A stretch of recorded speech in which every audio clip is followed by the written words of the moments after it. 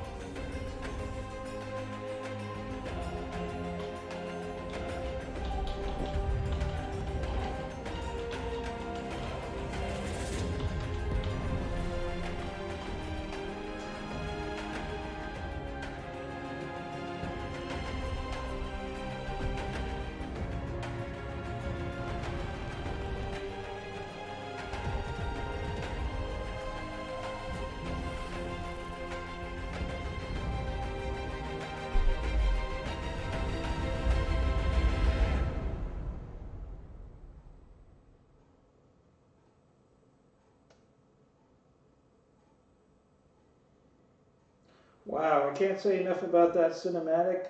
Harebrained Schemes did a really good job with the production of this game from top to bottom. I really like that opening. I've seen it several times now, and I've enjoyed it every time I've seen it. It really gets you into the Battletech world, whether you're experienced with Battletech or whether you're a first-time player of the game. That kind of gives you a quick synopsis of what's going on in the game. Gives you a little bit of history of mankind moving out to the stars. And what always follows mankind, as we know, is war. I mean, that's the reality. And that makes this game a lot of fun because we're going to have giant robots fighting each other. So I hope you enjoyed that. Again, if you've seen it before, I apologize, but I like to let the viewers really get into the gameplay here, and skipping through cinematics I think is a disservice. So here we go. I'm starting brand new. I've watched a couple of videos of the beta, but I have not played this, so let's jump in and see what it looks like.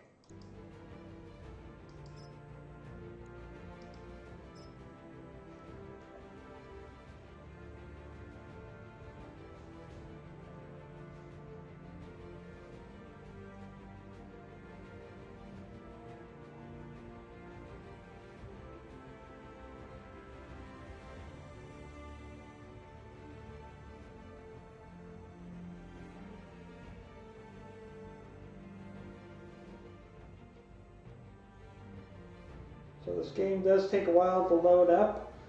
You'd be amazed when you downloaded this. I have a pretty fast connection and a pretty top-end computer, and it still took a substantial amount of time for the game to download, which is exciting for me because that means there's going to be just a ton of content in this game. So it might take a little while to load up. Maybe the random number generators are getting turned on. Obviously there's a lot of content that needs to boot up. It'll probably speed up after we played this first few times.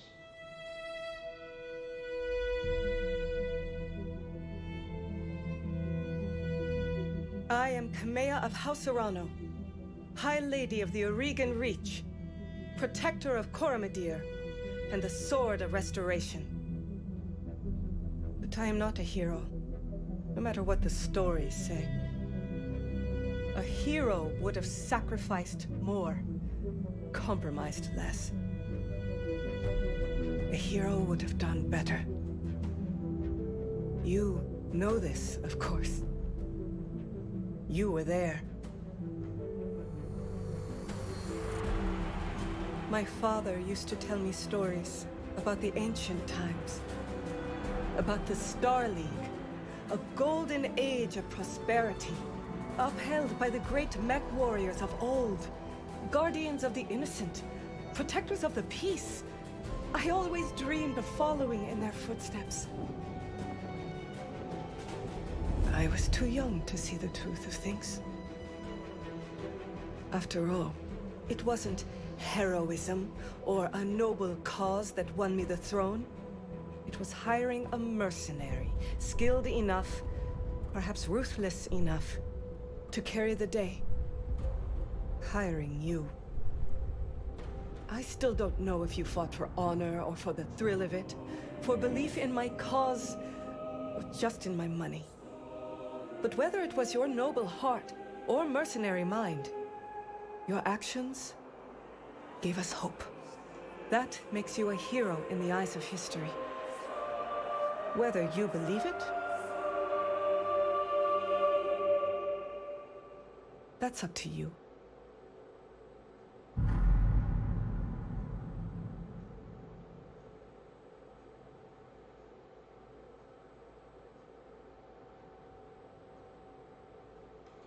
Alright, so that kind of gives us like a foreshadowing of what's going to become in the campaign of this game. Basically, we're going to be working with the person you saw there from House Arano to restore her reign. So let's take a quick look at that. So first of all, it's going to say, welcome to the Orion Reach.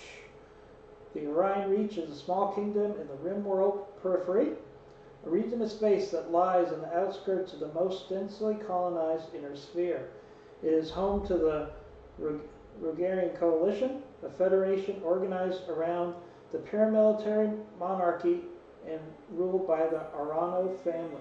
For 3 generations under the House of House Arano, the Oranian Coalition has remained a relatively peaceful corner of the periphery.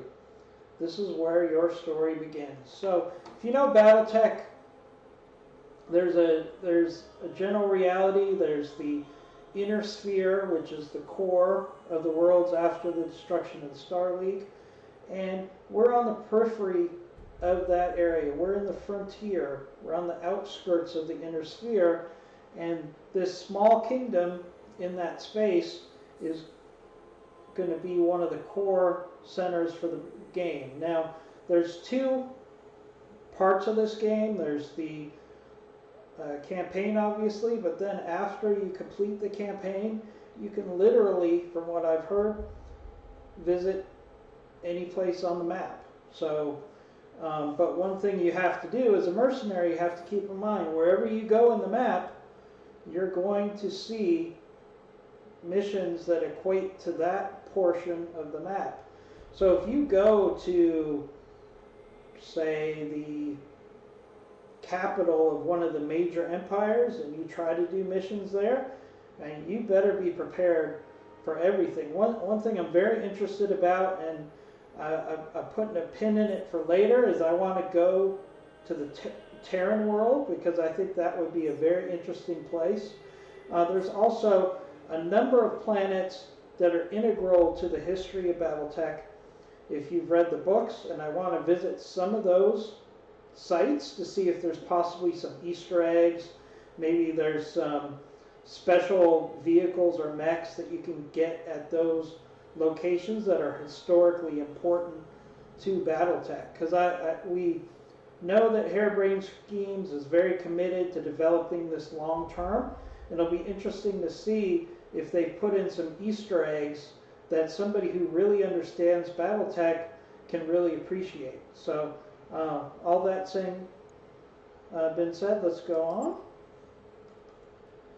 So this is where, now this is not considered a role-playing game, but there are strong elements to role-play, and what these elements do is they basically help you guide the character down the path that you want as far as technical skills, their personality, etc. So what you have here is multiple choices about where you can come from. So you can come from the Draconis Combine, the Free Worlds, Federated Suns, Lyrian Commonwealth, the Capellan Federation, Magistry of Canopus, the Turian Coronat, the Rimworld Periphery, which is out there, kind of like around the sphere.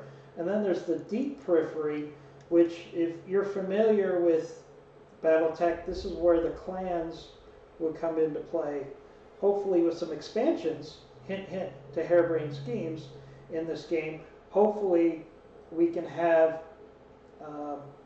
some success in expanding this universe, and maybe we could get to the Deep Periphery, which is where the clan should be. So everybody has their preference here. It doesn't really matter for your pilot on where you want to be. So I'm just going to pick the Deep Periphery just because I think that would be interesting. So mech warriors that hail from the Deep Periphery are rare, but even rarer is the mech warrior who would admit to such an origin.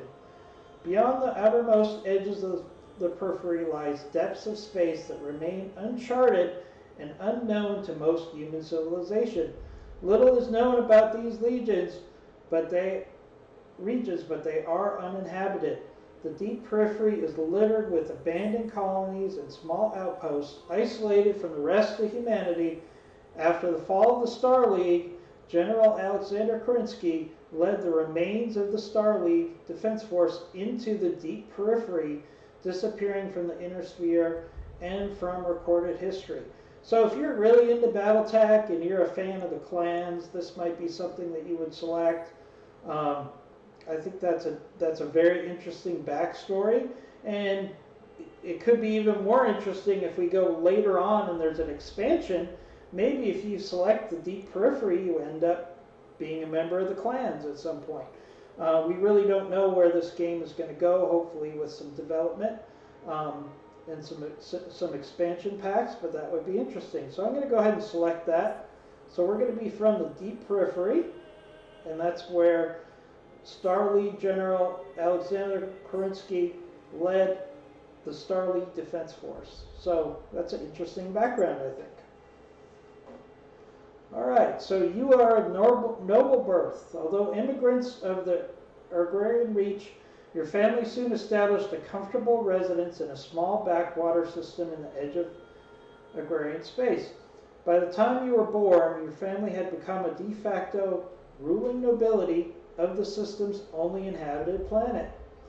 You were the oldest child, heir to the family titles and ancestral blackjack, ancestral battle mech, and old blackjack.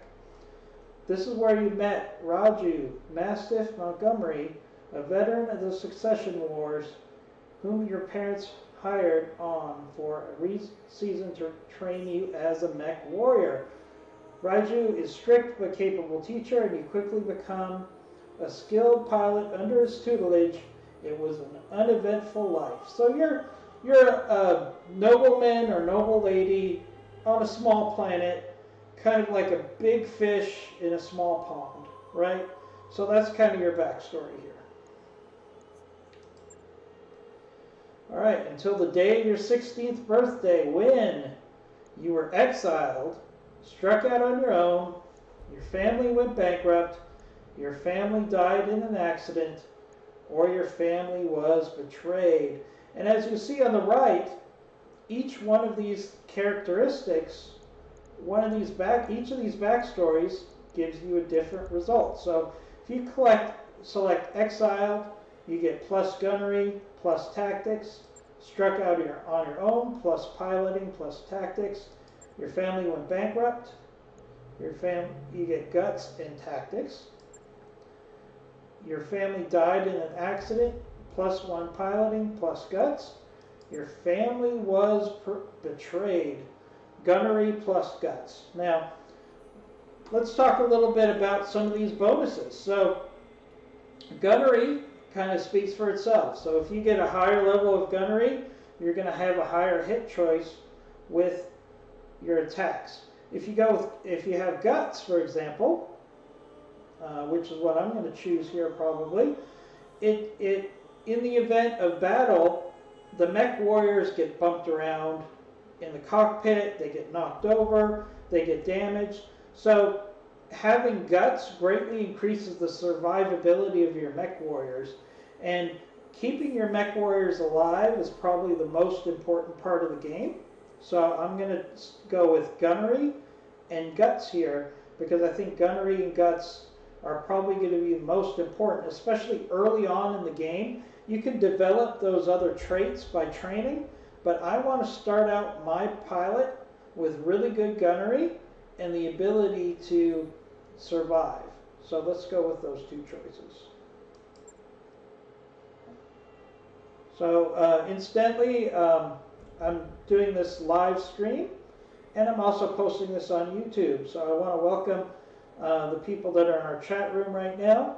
Please feel free to put in any questions or suggestions in our chat room on Twitch TV, and we can certainly try to address your questions, suggestions as much as possible. Now, I'm going to emphasize the fact that I want to make this interactive for everyone, but at the same time, I can't make everybody in the chat room happy. So if you give me suggestions, I'll definitely take it into consideration, but sometimes I'm just going to have to make a decision, and you might be sitting there in the chat room saying, oh, that was horrible, I would have done it differently. And hey, that's part of when you get your hands on the game, you can do it your way, but I'm definitely open to suggestions, ideas. For example, I have someone in the chat room right now who's extremely experienced in Battletech. He plays MechWarrior Online. So he might be a person who can really help me, for example, deciding what to do with my mechs. So I'm definitely going to take input from everybody, but at the end of the day, I'm going to make some decisions on my own.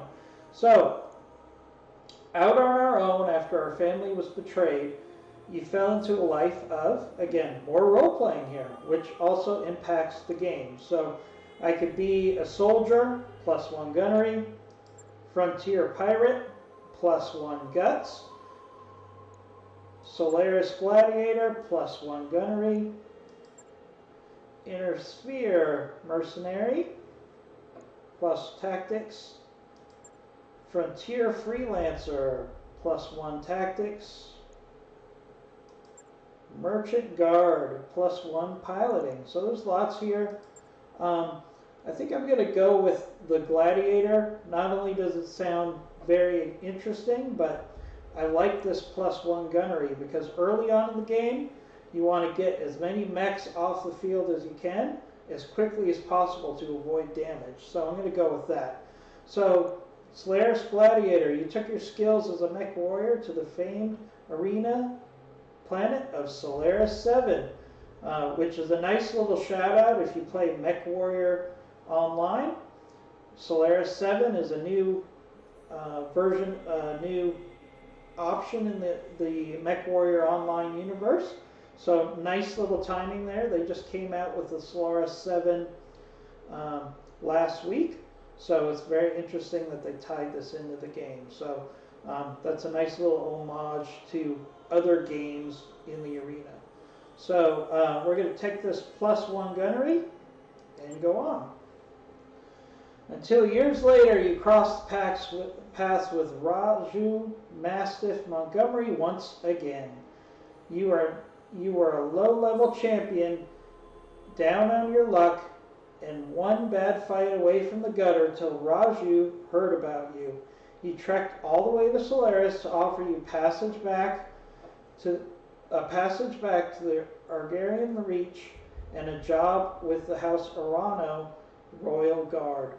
So it is that way you find yourself reunited with your old mentor, preparing your ancestral blackjack for guard duty on the coronation day of Lady Arano. Alright, so now we pick who we're going to be here. So I'm not going to bore yourselves with this. I'm going to try to do this pretty quickly and easily. Most people I've seen doing this are just putting themselves in, so I'm just going to do that. Might want to put the name in the right section. And again, you could customize this. You could put in, for example, one of the things I was thinking about doing is putting in some characters that are from Battletech lore that might be interesting. But I'm just going to go with who I am. So you could choose to be a she, a they, or a he, which I find very interesting. So I'm just going to find somebody pretty quickly. I don't want to kill ourselves with details here. You could spend a good hour figuring out exactly who you want to be in this situation. You could pick this guy. This looks like an old, intimidating guy with a tattoo. You could go with a guy with a goatee. Just like all these games, you can make it as immersive. Sorry, I'm trying to find the right word. As you want it to be. So I'm going to pick this pretty vanilla guy. Again, you can customize it substantially, but for the sake of the video, I'm just going to skip through this, and this will be our guy. Alright, so your character background. Decades ago, your family came to the Agrarian Reach from the deep periphery. The day after your 16th birthday, your family was betrayed and murdered. +1 gunnery, plus guts. So it's showing us here what our decisions are impacting our gameplay. Out on your own, you fell into life as a gladiator, +1 gunnery. So I got 2 gunneries and a guts to start out, and we'll let that roll. Alright, hopefully we're going to get into some gameplay here.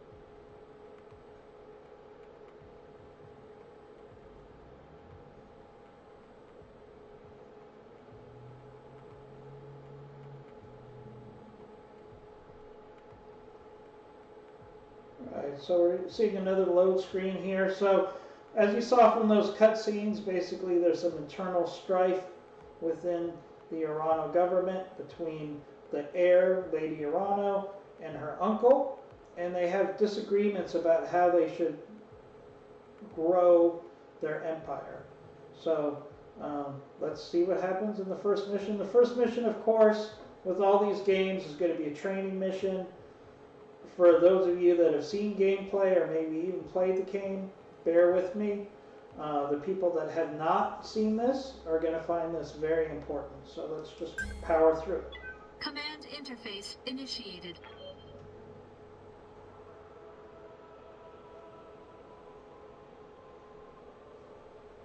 Alright, so we can move screen around using the traditional keyboard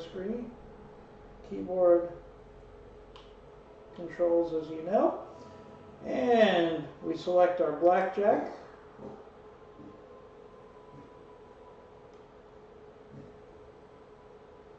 Alright, it's making us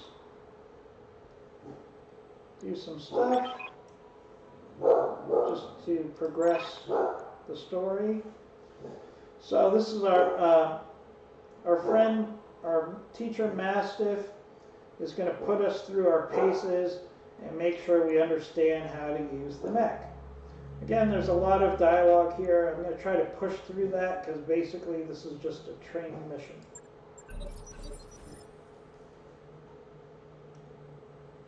Alright. So we select our Come mech. right out and say it, kid. I wasn't completely honest with you the other day. There's gonna be more to this job than escort duty. Alright, so Mastiff's telling us there's something coming in the future that he's uncomfortable about. So basically we have to move the mech exactly where it wants us to go. So we're just going to go ahead and do that. Look at that animation. Awesome. I never get tired of looking at these robots move around on the screen. Alright. So we're going to do a weapons test here. Like I was saying, I can't prove anything. But my gut tells me something's off. And a warrior trusts their instincts. So on the bottom of the screen here, we have a number of things that are interesting. We're going to be able to use some of the, see these items here that are not highlighted. It's because we have to earn the ability to do things by upgrading our mech warrior. So for now, the only thing we can do is attack.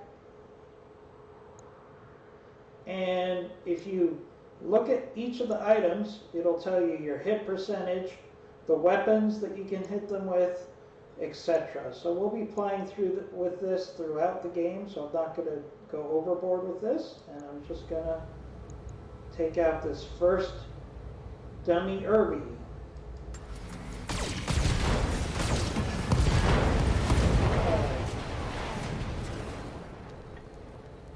Enemy mech destroyed. Alright, so don't let that make you overconfident. These test dummies here are basically very low armor, so don't see the ability to take out a mech with one shot and think that that's going to happen throughout the game. That's absolutely not going to be the case. Alright, so we got a tank that's coming into the fray. And Mastiff is basically saying he's worried about Lady Urano. He's been taking care of him his whole life, and he's worried about her. So, again, this is just non-material to the situation, so I'm just going to click through these. Kamiya's like a daughter to me. And her late father, High Lord Tamati, was a good friend. Alright, so what we're going to do now is we're going to select again. And we're going to be in the position where we attack again. So it wants us to attack not this test dummy, but it wants us to attack this tank right here. So let's look at this interface real quick. Up here you're going to see the armor the white is the armor, and the inside is the inner structure of the vehicle. And if you click on each section, it gives you information on the armor in each section. And obviously what we want to do is find the weakest part of the armor and attack, especially later on when we get targeted shots. But for right now, we're just going to shoot at this guy in general and All weapons turn on the random number generator and see what we do. Alright, so you see this target dummy. No punches, but she's been a loyal companion to Kamea since they were kids. Aside from you, there's no one I'd rather have by my side in a fight. So this target dummy here had a lot more armor than these test dummy mechs over here. So that's why it's taking us longer to punch through this. So let's take another look. Now you'll see the vehicle now has its back to us, so we can target the back. I would have loved to target the front again, because again, we've already burned through some of the armor here, whereas the back, while it still has less armor, it still has its full amount of armor. So let's just fire this off and see what all happens. weapons committed. Alright, we destroyed that vehicle with no problem.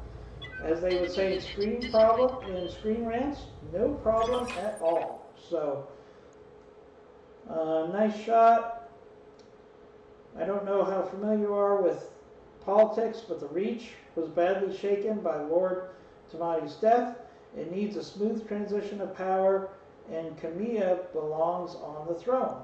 And we're taking her to the coronation. So why are we talking about this, Mastiff? I'm getting the feeling that you're telling me something bad is going to happen.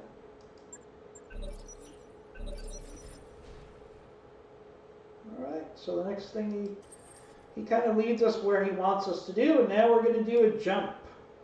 So you can either walk, you can sprint, or you can jump in this game, and we'll go through all of those step by step. There's a target over here, so we want to make sure that we're facing towards the target. Just get in the habit of doing that. And we're going to jump jet down. And one thing you'll notice when we do the jump jet, what happens? Jets build a lot of heat. We That get was more hot. than your engine could handle. Head on into that water. We need to get you cooled off. So water in the game will cool you off. So what we're going to do is move into the water and cool off.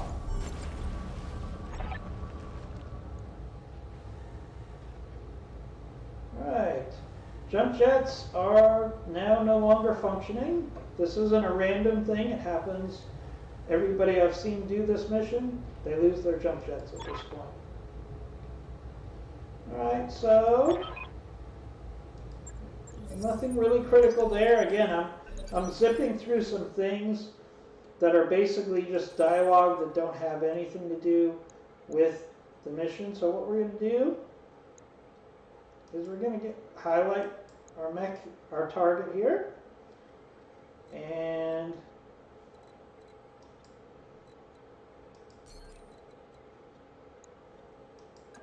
move to attack with a melee attack.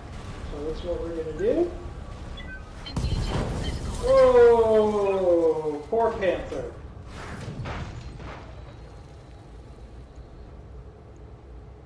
Okay. Push that engine, kid. If something goes wrong today, I want to know that your mech can maneuver. Alright, so again, he's basically guiding us through what he wants.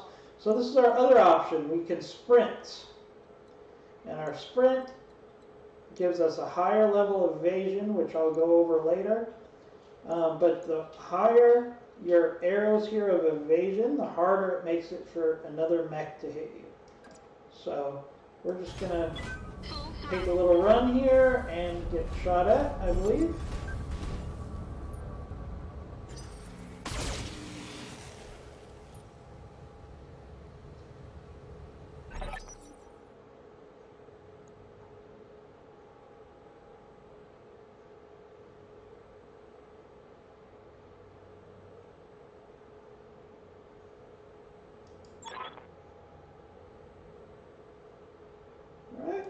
So An all impressive that, display, Sir Raju. Of course, this mech warrior was a student of yours. I'd expect them to know their way around a cockpit. all right. Lady Urano always looks so serious. So what we do now is we're supposed to return over to Mastiff.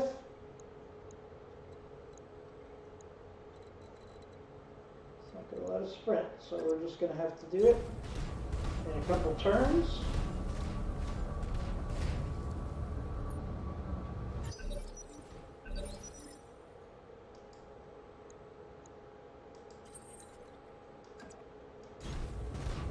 And that's the end of our training, so I hope we're ready to go, because that was the end of our training pretty much. Alright, so we're down.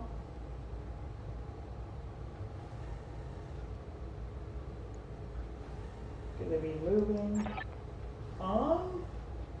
So basically they're just talking about how excited they are about going to the coronation and their family relationships, which is going to be very interesting, as you'll see later. I'm just going to go ahead and slowly click through these so you can read them if you're a quick reader without spending too much time on video with basically a training mission.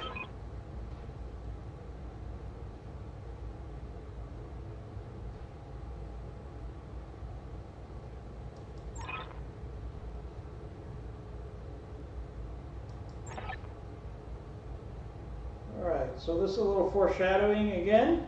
Mastiff is saying, remember what I told you about me being worried about things, and that this might not be a simple mission. Hint, hint. Mission successful. Alright, we've got a successful mission.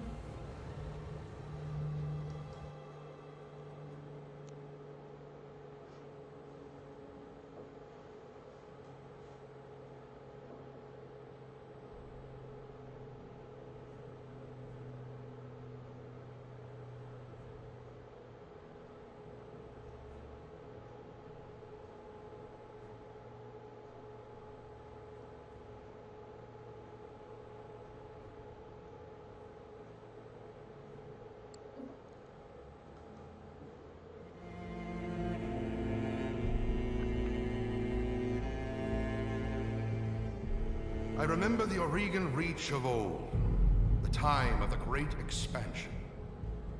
I was just a boy then. Proudly we went forth, bringing the light of our coalition to so many systems. And for what? To see our great kingdom slowly waste away? Year after year, the Council deliberates while our economy falters. And the wolves bay at every door, while covetous neighbors plot against us. Well, I say, it can go no further. We are here today because if Lady Urano will not act, someone must. I know what I'm asking of you. You will face former comrades, or even loved ones, on the battlefield. I take up arms against my own niece. But remember, today we sacrifice so that tomorrow we can return our kingdom to its proper glory, to its proper strength. So should you fall tonight, know that you did so as true heroes of the Reach. To your stations, for the Directorate!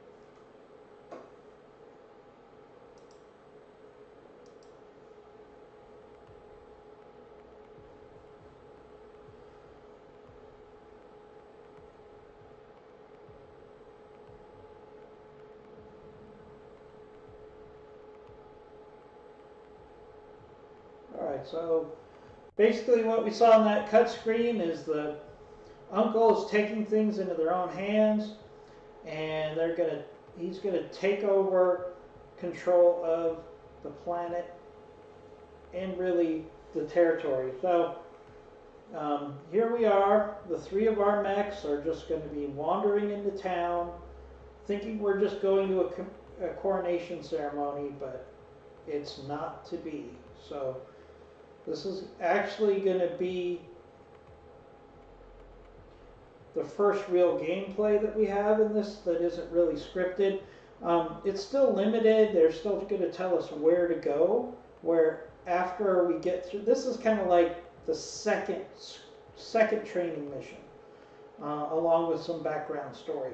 So once we get through these training missions, we're going to have a lot more flexibility, and we'll be able to handle the battles exactly how we want to. So let's try to bear through this right now. So let's begin this next mission. Command interface initiated. We're going to be controlling all three of the mechs in our, I guess you could call it a small lance, because normally a lance has 4. So we've got 3 mechs that we're going to control instead of just the one we did in the initial mission. So Lady Arano says, I'm going to miss you, Raju. The clarity of purpose that I feel in the cockpit. I'm going to miss being in a cockpit of a battle mech, because Lady Arano is about to become the lady of this region of space. So she's probably not going to be able to use her battle mech very often. So she's just going to try to enjoy her last time in a battle mech. Uh-oh, there's smoke on the horizon. That cannot be good. Not good at all. Alright, so guard post has apparently been taken down. This is damned odd, and I don't like it. Kid, keep your head on a swivel and be ready for anything. Alright, so now we're in charge. So Mastiff has a Centurion. We are in our Blackjack. And the lady has a Kentaro. Now, of these mechs, the Centurion and the Kentaro have a lot more armor, whereas the Blackjack really has more of a long-range punch. So we're going to try to factor that in while we move in here. We could basically move in any way we want, so I'm going to move in as long as we go down this path, of course. So I'm moving. We're going to move Mastiff in.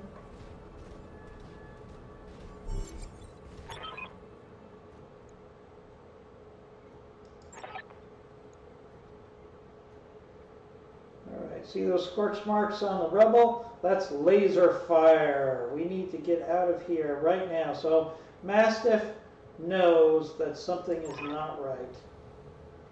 And the lady says, yes, but there's some Royal Guard mechs up ahead.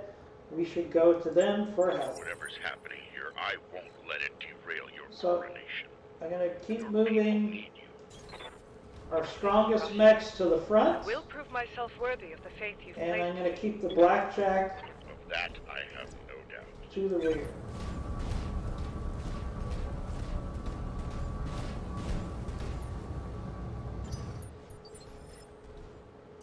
Alright, so one of the nice things about this feat, until you actually get into a situation where you need to fight, it's going to let you move your units around. Now once we're facing an enemy, then it's going to become much more turn-based. I'm moving out.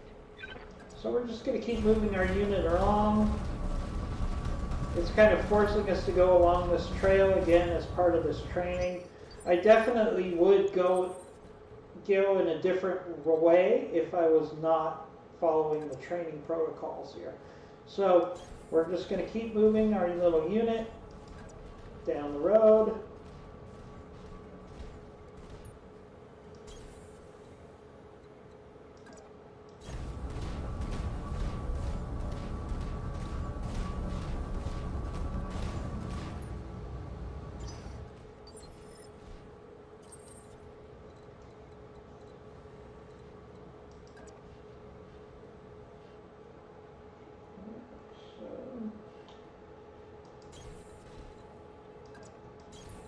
Sounds good. I'm moving. Now, technically for guard duty, we should not be putting the lady kind of in the front line here, but I'm basing it on the strength of her mech that I'm putting her towards the front in this situation. So as you see, they're kind of stacked up right now. So what I need to do, since we're moving along the road, obviously they can't go around each other because they're so huge. And that's something you want to factor in later on, that you want to deal with that. So, Arano Guardsmen say, "Hail, Mastiff! Hail, Lady Arano! We are prepared. We are preparing for Lady Arano's coronation parade when the word of a disturbance came up along the road." The lady says, "The guard post behind us was attacked. Sir Raju found evidence of laser fire. Is the road behind you clear?" "Yes, all the way to the southern gate. Lead the way, Sir Raju. We'll follow behind you and guard your six." I don't think I want them behind me. I'm just a little suspicious. Alright. Mastiff feels the same way. "Tell me something, guardsmen. If the road is clear, why are your battle mechs damaged?" "Our mechs were overdue for maintenance, but that isn't important right now. We need to worry about Lady Arano's safety. Now, my lady, if you'll come with us." Oh, and the lady says, "Nope, you're lying. Nobody would send a bunch of broken down mechs to escort me. What's happened here?" "Damn it, girl, we don't have time for this. Take them. Kill the old man and the mech warrior, but take Lady Arano alive." Fall back, Kamea. Get behind us. You didn't train me to cower, Raju. You trained me to fight. Safeties disengaged. Alright, so we have... That was sloppy, lad. I've got the Centurion ahead here. So... we really need to move everyone else up.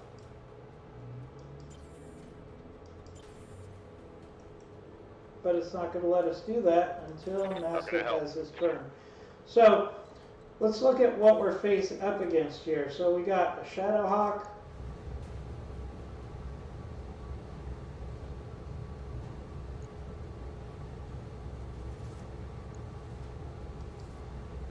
Which is probably the most powerful mech that we're facing right now. He's also got a lot of damage to his armor. So if you look at this, it says it's ramshackle. Unit has been kept in poor condition, barely holds together, carries only 25% of its armor. It's entrenched, and it's guarded. So I'm going to take out the Shadowhawk here because it's actually our most dangerous competition at this point. Affirmative. We're going to take our shots here. And bye-bye. Take that as a Right arm. Bye-bye missile launchers. And we did a fair amount of damage there. So let's see what happens here. The Shadowhawk's going to retreat a little bit. And take a shot at me and the Centurion. He's got a good amount of armor because we are not ramshackle, by the way. So we're in good shape there.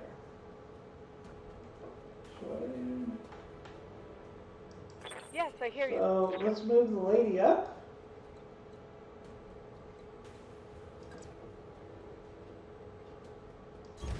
I'm on the move.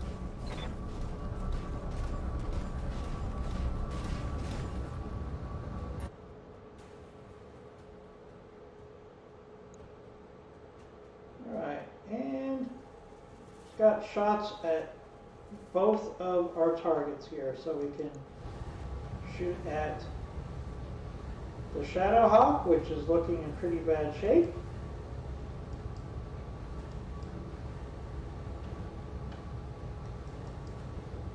Which I think is what we will do here.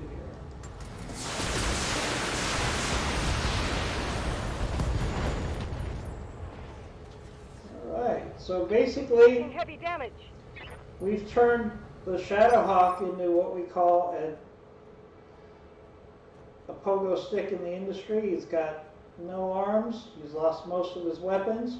So I think that was a pretty good strike right there. So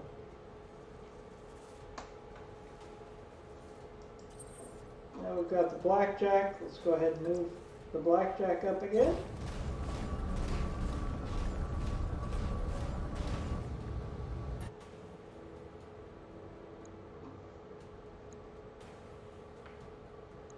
And he too has a shot on the Shadowhawk. So we're just going to go ahead and hopefully finish the Shadowhawk right off. All weapons committed. Nice job, kid. One fewer hostile on the board. Alright, and Mastiff said something very interesting there. He said one less hostile on the board. And that's an important philosophy in Battletech, because since we're taking turns firing, each time we do that, we're basically putting ourselves in a situation where the enemy's going to be able to fight us. So I could go ahead and shoot here and do a fair amount of damage. Now another thing here, now that we're getting into combat, this is your health, your heat monitor. So once you get to this danger zone right here, that's where you start to overheat and suffer damage. This is your stability bar.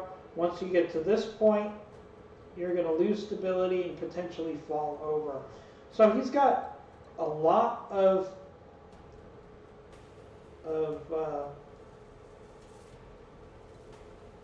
he's got plenty of heat to spare right now, but I think I'm just going to move in. Moving out. Onto this Panther.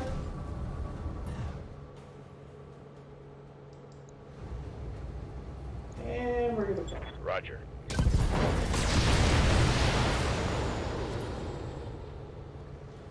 I could have also done melee there, but technically, while melee is fun, I did more damage by taking that shot.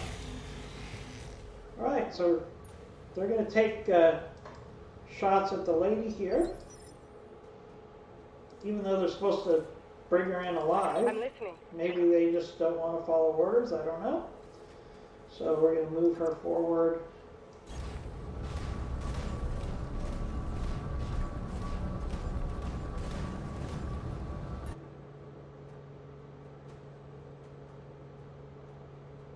Now see here, he has 3 evasive. So when a target has that much evasive and you're far away, it's going to greatly reduce the chances of hitting. Unfortunately, we're very close here. Now, we do have the ability to multi-target. I'm not going to use that now. But what I would have liked is if we had called shot ability, which you'll see later, I would have shot right into this center torso and probably finished him off. But I think we can do enough damage here that we can finish him off either way. So let's take our... Oh! See this alert here? It says overheat, alert on. So if I fire everything right now, I'm going to overheat. So what I'm going to do is take a few things off that I don't really think I need. I'm going to take off the medium laser, and I'm going to take off the long range LRM-5s. And still, hopefully, this should be enough. Taking the shot. Good hit. Right. Battletech eliminated. We took care of that guy. Alright, so we have Alexander Madeira. Chimera. Can you hear me? Alexander, we were just attacked by the Royal Guard. My own guardsmen tried to take me prisoner. It's happening here too. The Royal Guard are killing one another in the halls. Lord Carosa's house guard just got gunned down in front of me. The tourney pavilion is a slaughterhouse. I won't let these seditionists steal my birthright. We need to rally every loyalist we can find and make a push for the capital. I'll take the throne by force if I have to. Go to Retora Township, to the armory. Your soldiers are using it as a rally point. I heard Lord Damascus send his house guards there a few minutes ago. Someone's here. I have to move. Rally that force as you can and meet me at the tourney grounds. Be safe. You heard him, Mastiff. Let's go to the township. We'll go there, we'll rally our fighters, and march on the southern gate with an army at our backs. Kamea, I know you and Lord Madeira are friends, but we can't take what he told you on faith right now. We don't know who we can trust. In this case we do. Alexander's been my closest friend and confidant for as long as I can remember. His loyalty is beyond question. I trust him with my life and yours. Now take me to the armory. As you say, command. As you command, my lady.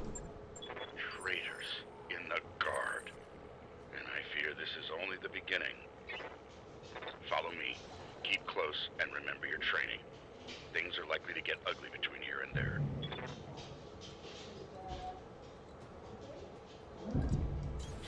On my way. We're just going to go ahead and I'm sprint getting a sensor forward. trace. We're getting some enemy targets here. Acknowledged. I'm moving. We'll talk about that a little later.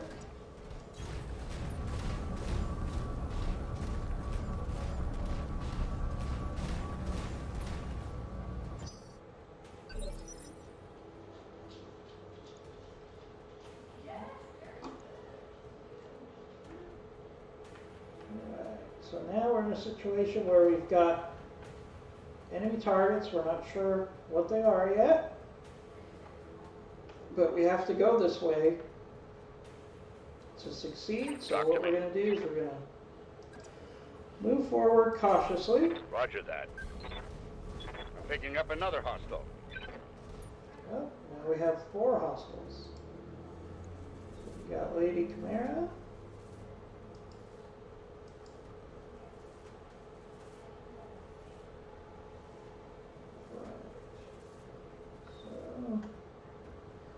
Okay, so we can, here we've got a couple options here. So we can brace, multi-target, sensor lock. Now they really want us to brace here, but hopefully they will let me do the sensor lock, even though I'm not quite following the script. I've got a sensor lock. Because the sensor lock will help us figure out what's in that battery. Not too concerned about taking damage at this point. If you wanted to brace and they shot at you, then certainly that would have reduced your potential for damage. You have my attention. Move it, Lady Chimera.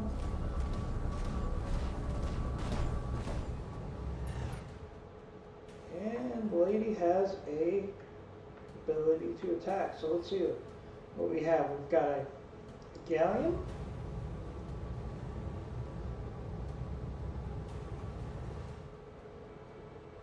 That we can shoot at, or we have a striker. Now the striker's got lower armor. The galleon actually is pretty ramshackle as well, so let's look at the galleon. It's ramshackle. It's got a sensor lock, so we've got a good chance of hitting. Weak against melee, and it's ramshackle. So this is actually an interesting point where we can talk about multi-target. So the lady has the ability to multi-target, so we can select this first target is A, and this target is B, and then we can decide what we're going to shoot at each target. So what I'm going to do is I'm going to select A for everything except for the LRMs.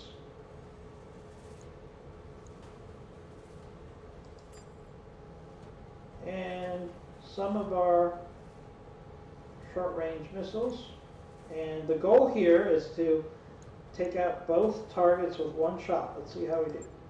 Engaging the enemy. Multiple targets.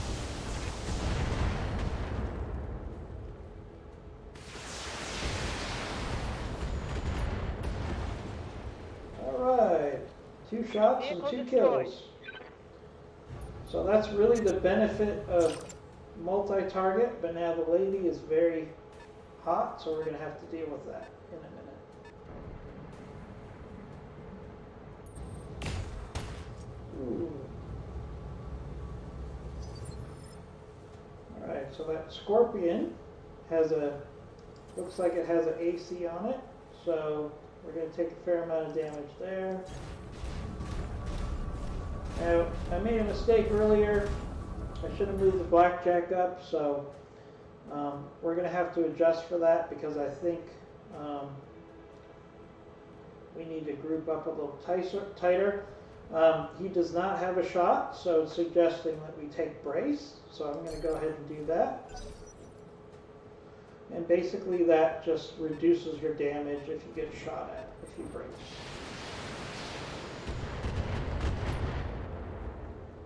Alright, a little missile fire there, nothing we can't handle at this point.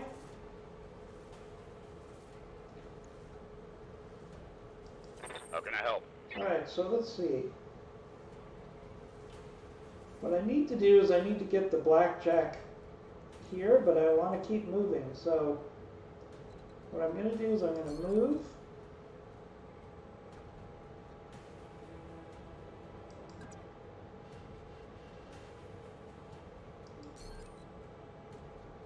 It's not going to let me move that way. I can move up here. Doesn't really help me, so let's just go ahead and look at taking a shot here. We've got the Scorpion. The Scorpion is ramshackle and weak against melee, and it's pretty weak, so I think we're just going to go ahead and take him out. Now, one thing we can do is start managing our heat here. His heat is pretty low, but there's no reason for overkill, and I do not have the ability to multi-target right now. So I'm going to take out the LRMs and just shoot with everything else. Say goodbye. Damn you for making me do that, son. Damn you. Never stood a chance.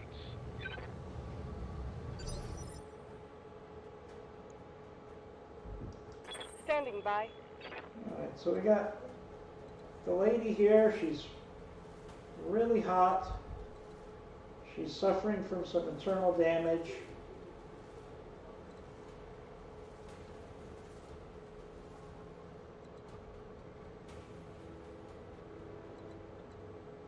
So what I'm going to do is I'm just going to move her over here. Copy that. We're not going to shoot anything, so her temperature will go down to a more manageable level.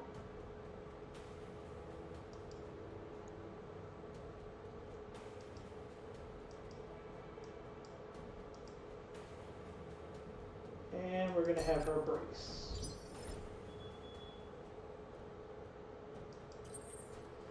Now we need our slow blackjack to catch up. That's one of the drawbacks of this particular mech, is he's pretty slow. So we're just going to have to move him up. And brace.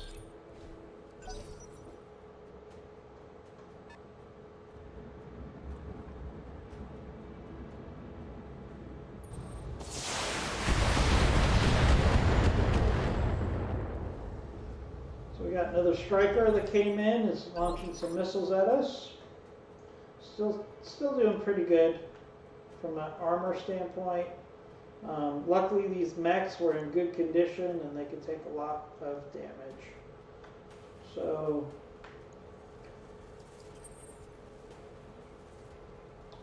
we got Mastiff here.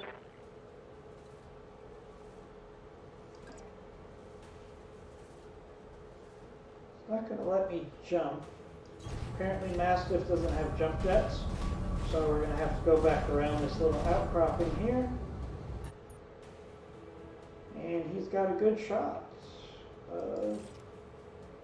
He should have a good shot here.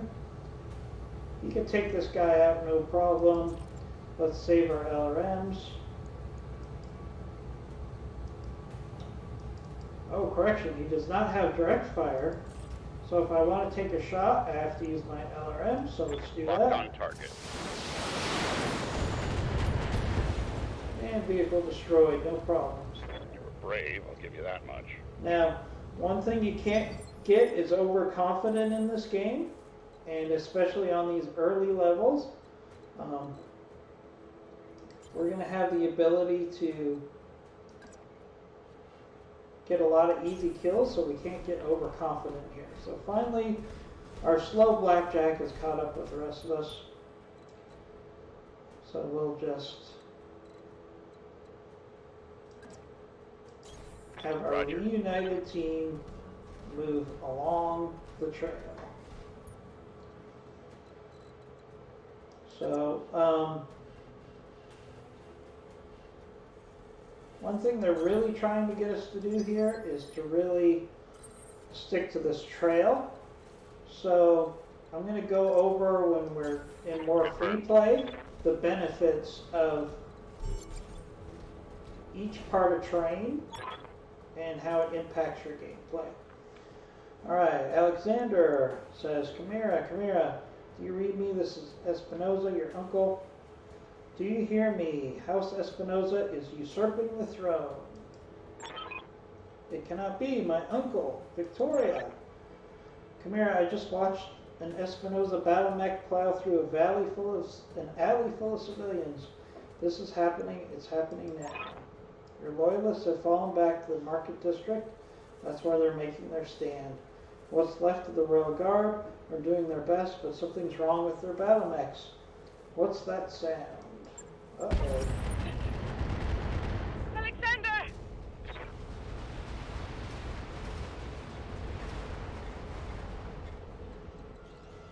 Oh no. No. We're too late.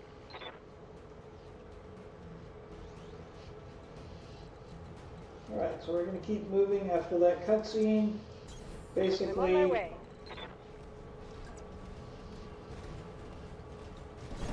the ladies' guard has just been destroyed, so we know that our three characters are on their own at this point.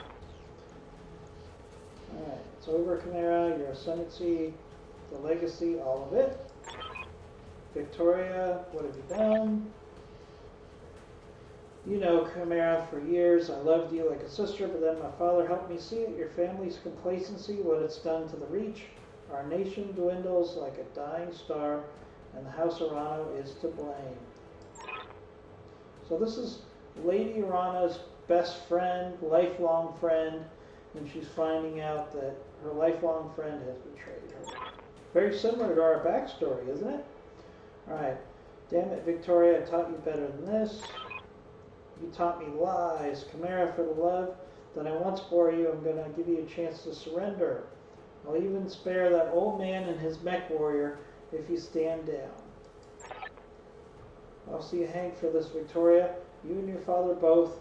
Do you hear me? You are traitors to the Reach, and I will fight you to the last.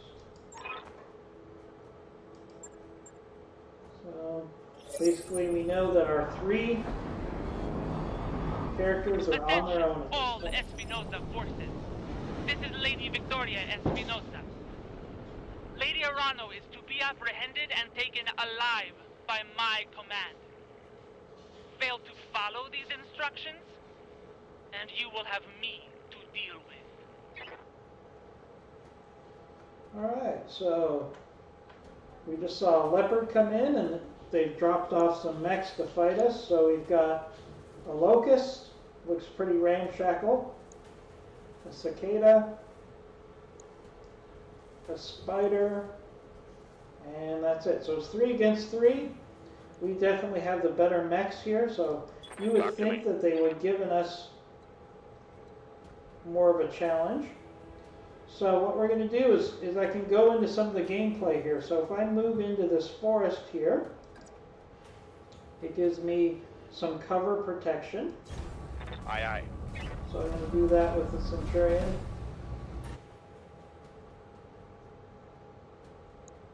And this is interesting. What I'd like to do here is do some multi-targeting. So we're going to select multi-targeting.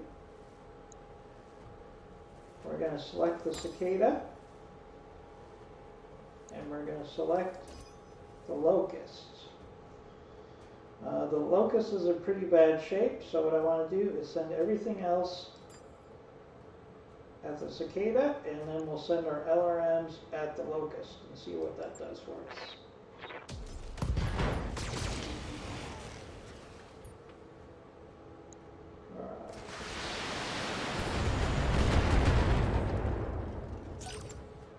Alright, that was a pretty good strike there. We did a lot of damage. Here comes the locusts.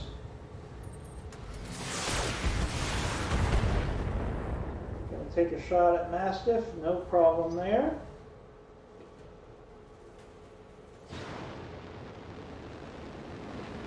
Ooh, we're gonna get a death from above, it looks like. I'm losing armor. No, we did not get a death from above.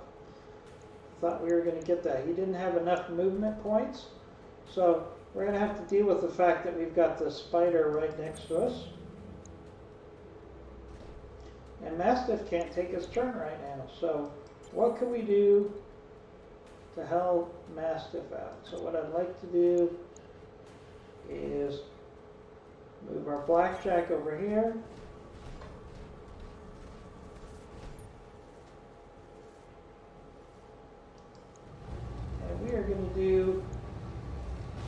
We are running cold, so we're going to do an alpha strike with everything on this spider. All weapons committed.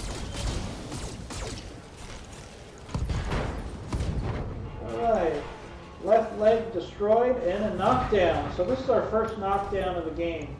So we've taken away initiative, the pilot was injured, and that mech cannot attack us while it's down on the ground, so that was a good counter-strike there. Cicadas after our Centurion as well. Nothing he can't handle.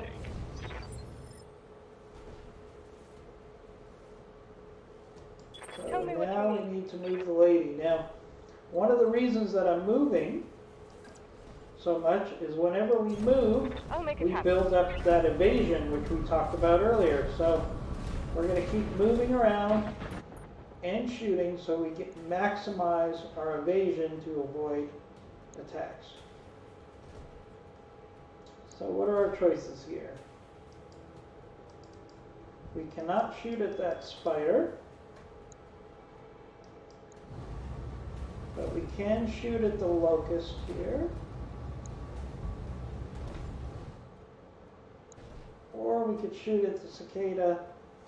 The cicada is the biggest threat right now that we could shoot at.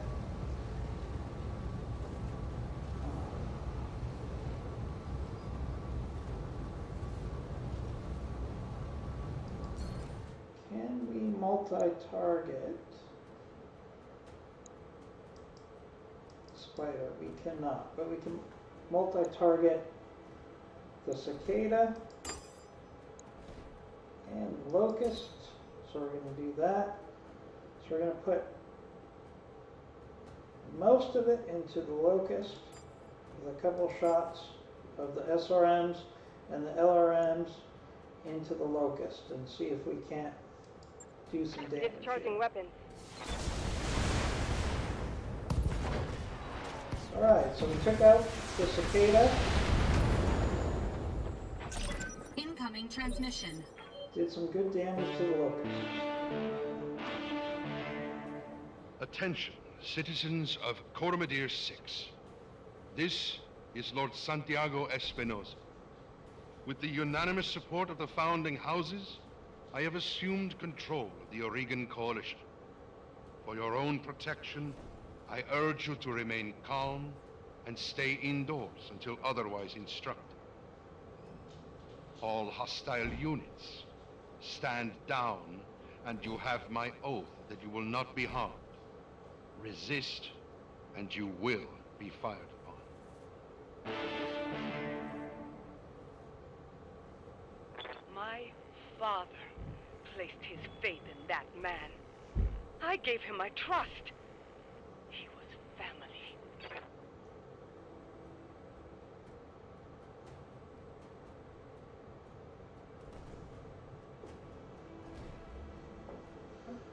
Alright, so again, she's betrayed. She's been betrayed a lot. This is a really bad day for the lady. You gotta admit. Talk to me. So, we're in a good spot here because the Centurion should be able to simply stomp on this spider who's down on the ground. So, let's see what happens here. And you destroyed the spider. Battle mech down. So all of our threats are down in the immediate area. So what we're going to be able to... Oh, I take that back. I forgot about the Locust. So the Locust is going to come in here, take a few shots. Doesn't have enough firepower. Damage minimal. You think the Locust might retreat, maybe wait for reinforcements, but of course they're going to try to power through it. So what we're going to do is move the lady both to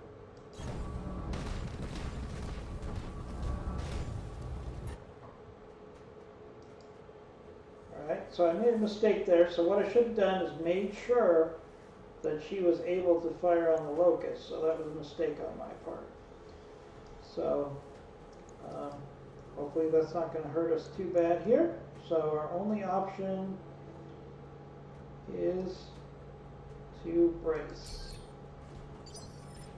Lesson learned there. Make sure that we get the mech oriented correctly before we give it up. So what we're going to do here is we're just going to go ahead and take the Blackjack and melee the Locust. Attack. And knock him down. He's lost initiative, and the pilot has been injured.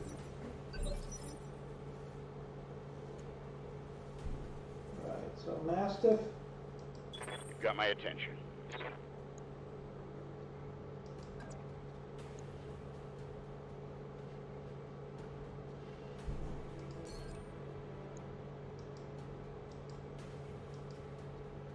Right, so Mastiff apparently cannot attack from there, so let's move like Fall so. in behind me.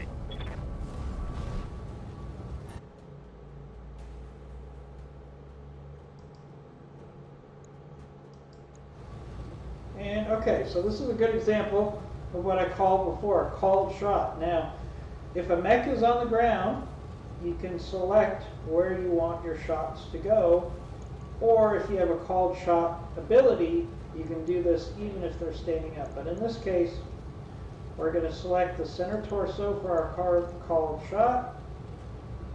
And I don't really need to shoot all this, hopefully. So let's do an AC-10 and a medium laser just to finish this Locust off on the ground.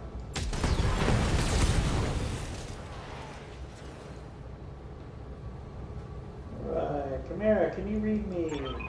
Alexander, thank the gods, I thought we lost you in the bomb spell. You nearly did. The city is lost. We have to get off this planet. We need to do it now. I can't abandon Commodore. This is my home, my birthright. The battle's over, Chimera. Lord Madeira is right, has the right of it. It's time for you to run. Escape from this madness and restore the coalition on another day. You're both right. My uncle is one. The reach is his. For now. I have a dropship waiting at Shepherd's Pass. I'm on my way there right now. Hurry and meet me there, please. We're on our way. You get to that ship, Alexander. I mean it. We will not lose you and my throne on the same day.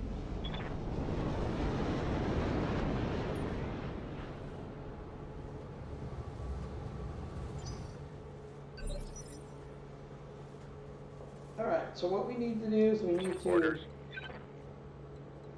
move to that ship as quickly as possible, so let's do that. Moving out. And we're going to try to use the trees as cover as much as possible.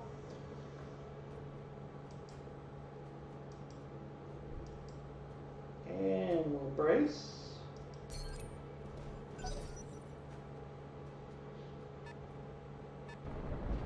Alright, we got a scorpion.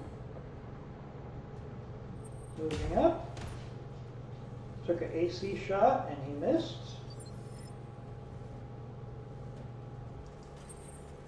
Alright, we got the blackjack. The blackjack can actually move up. Get vision on our target. And take a shot. So, got a striker, which we can take a shot on the striker. But the scorpion with that AC-10 looks like it's the most dangerous target. If I had multi-target, I would try to do both, but I don't have that ability yet. So let's just take out this scorpion. Probably overkill there, but you never know if you're going to miss. And Enemy unit we might as well destroyed. take somebody off the field.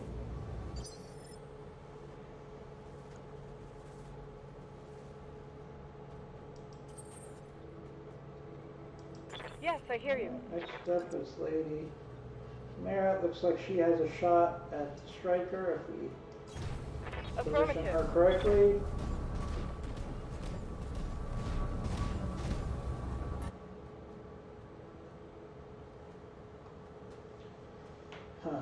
And if only we had been able to move her first, because she has multi-target, we probably could have used that ability, but right now we just have one target. So let's select that target and attack. The other thing we can attack with is the LRMs. Locked in on the target.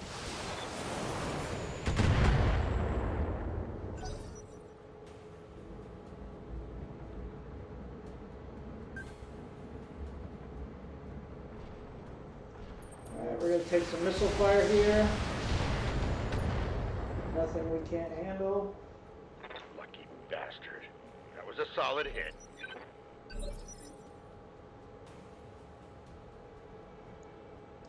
You've got my attention. Mastiff. We're going to move the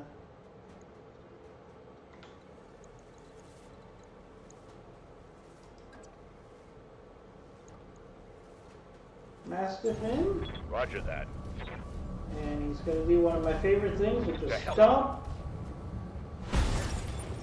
on a vehicle. So that vehicle is destroyed by one stomp. As you command, my lady. Alright, so we got next coming in, we've got Wolverine. God, that shot went internal. Mastiff took some damage there. He's been doing a lot of tanking right now, so let's see if we can Tell me what you move need. up and help him. Again, the Location Kentaro confirmed. has a fair amount of armor, so let's move her in and see if we can't do some damage. Now the Wolverine, see, it uses jump jets, so it's taking internal damage. It's very hot, but it does have 4 evasion, so that's going to make things interesting right here. So we've got 2 targets. We've got a turret up here. We got a turret here that she doesn't have a beam angle on, and we've got the Wolverine. So let's do some multi-target here. Now later on, multi-target costs morale, which you have a limited amount of. So we're going to use it more judiciously later on when we're doing our own missions. But for now, I want to use the multi-target just so I can show you how it works. So again, we're going to select the Wolverine. We're going to select the turret. And let's put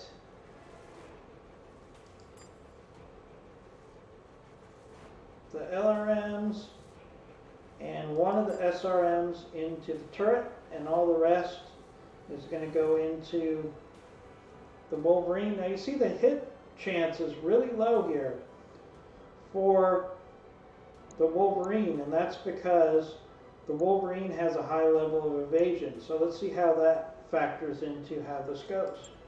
Handling multiple opponents. Alright, so even though we had high evasion, we actually did pretty good with those shots. And we did a lot of damage on that laser turret. So that was a good multi-strike in my opinion.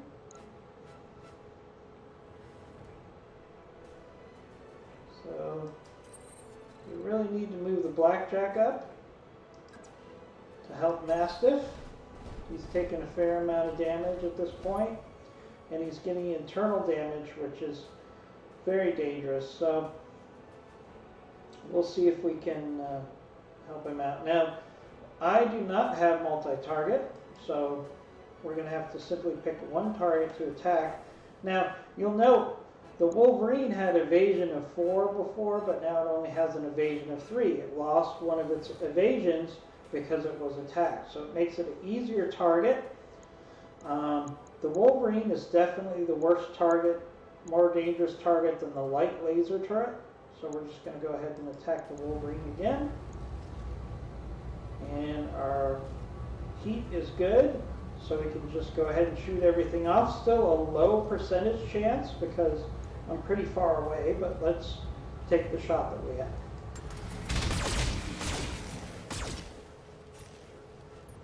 Alright, we have structure exposed, so we can take internal damage now. So we got the lasers shooting at the lady, nothing she can't handle. So I think it was a good choice attacking the Wolverine first. So now we've got the Centurion here. He's taken a lot of damage, so what I'm going to do is see if I can get him in some trees, which I can do, and I can also get him some evasion. So that's a win-win for us. So let's let Mastiff get into a position. Now Mastiff has the ability to multi-target. So again, we're not going to be able to use this as often in the real gameplay, but for now, let's take advantage of the multi-target.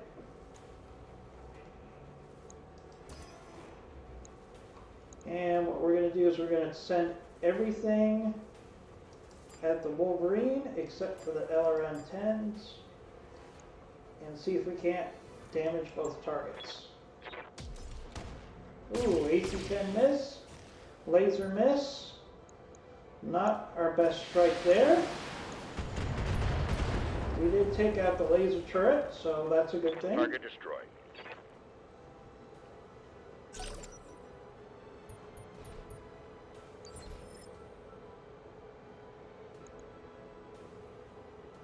Right, I'm listening. so let's move Lady Chimera up. Confirmed.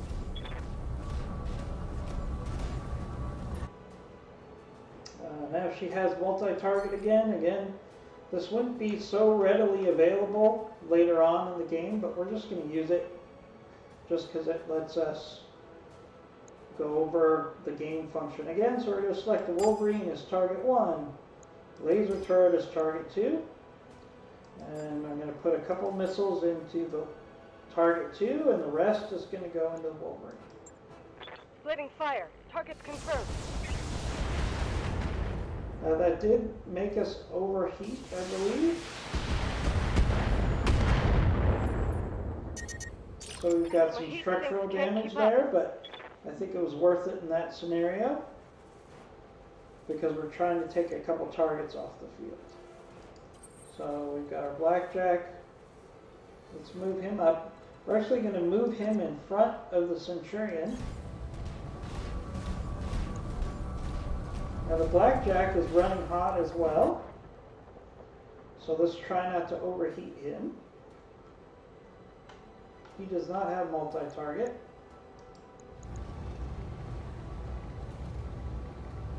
But we can shoot everything at the Wolverine. So let's take that Wolverine out, hopefully. Come on, random number generator. Give us some good rolls. Ooh, we didn't do as much damage there as I hoped.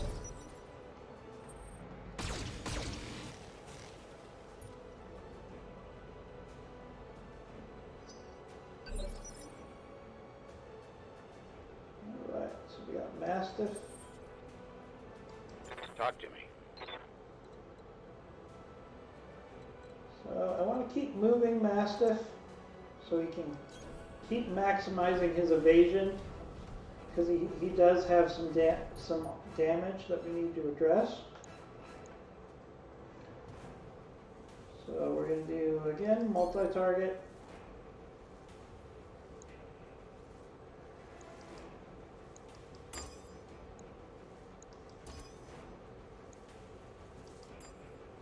And again, we're going to take the LRMs, send it towards the light laser, and all the rest towards the Wolverine.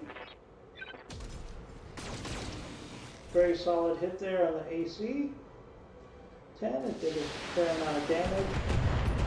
And we took out that laser turret. So, Target destroyed. good multi-target strike there. So now we're down to one enemy at this point, the Wolverine. Ooh, and he's going to take a melee shot at the Centurion and take out one of our arms. So next up we have Standing by. Kamea. You know what? She's going to be upset because you just attacked her teacher. I'll do what you ask. She's going to go in and do a melee strike herself, take out that left arm, and expose him. So now we've got the Blackjack left. And you know what? Why not? These guys are really upset. They've had a bad day. Why not just do a strike? And now he's a pogo stick. And we've got knockdown. Pilot was injured, -1 initiative.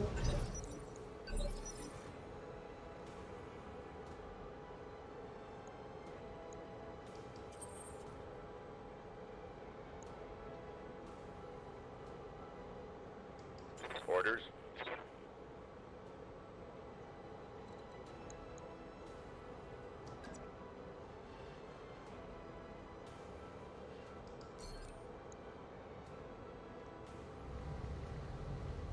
Mastiff do a called shot? No. So what they want us to do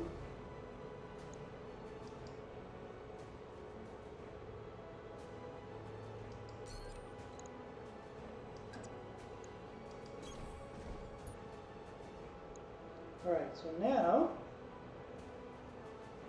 that we've turned around,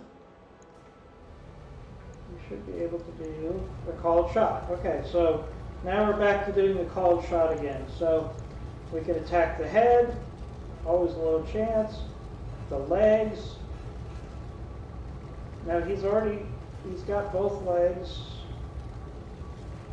still. He's got his center torso exposed at 70%. So this is the smart shot if we want a quick kill. Now if we wanted to scavenge this mech, then we might want to take off the legs. But in this situation, let's just see if we can't finish off this Wolverine. Alright. That's one less hostile on the field. Wolverine is down. Alright, so now we need to move everybody. Affirmative. I'm on the move. Into this little square.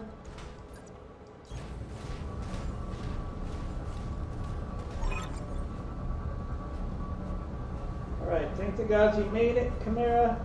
Captain Lawson's prepping the engines now. In another 5 minutes, we'll be ready to depart. Mastiff says, 5 minutes is a long time, Red Zone. You see Lady Arano to the docking ramp. When she's aboard, come back to me and we'll hold against whatever comes. Thank you, Sir Rashu. Thank you both. I won't forget what you've done for me today. I promise So you that. basically, we need to take the lady over here, Affirmative. so she'll be safe.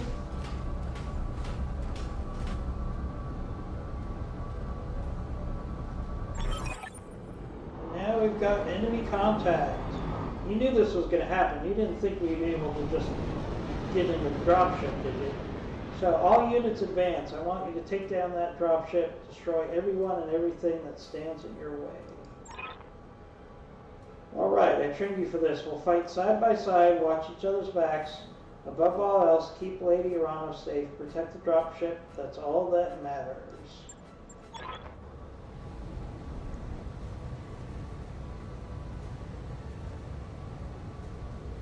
Alright, warning.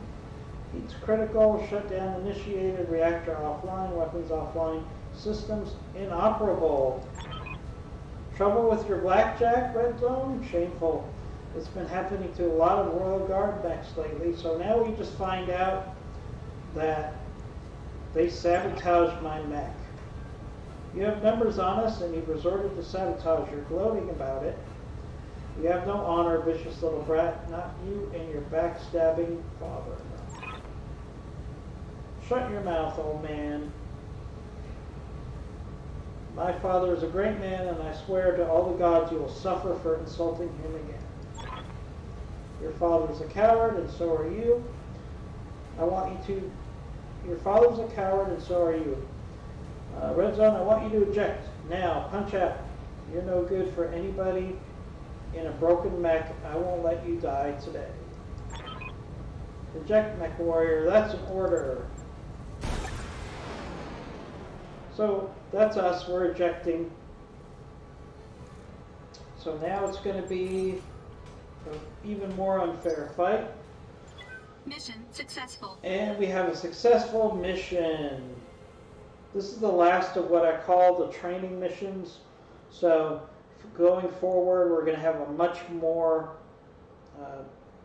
open-ended scenario. We're going to be able to do what we want, attack how we want, fight how we want, and make our own decisions. So that's great.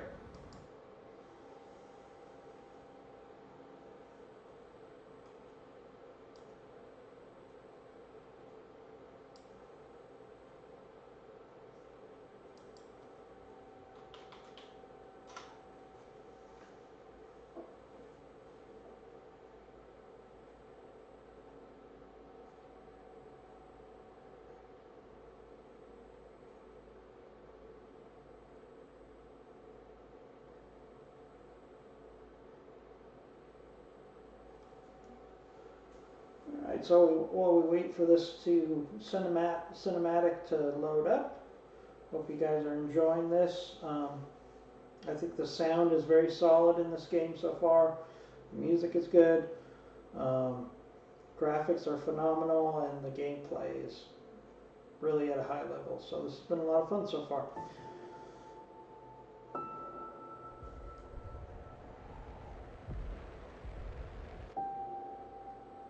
Alright, that's a little overkill.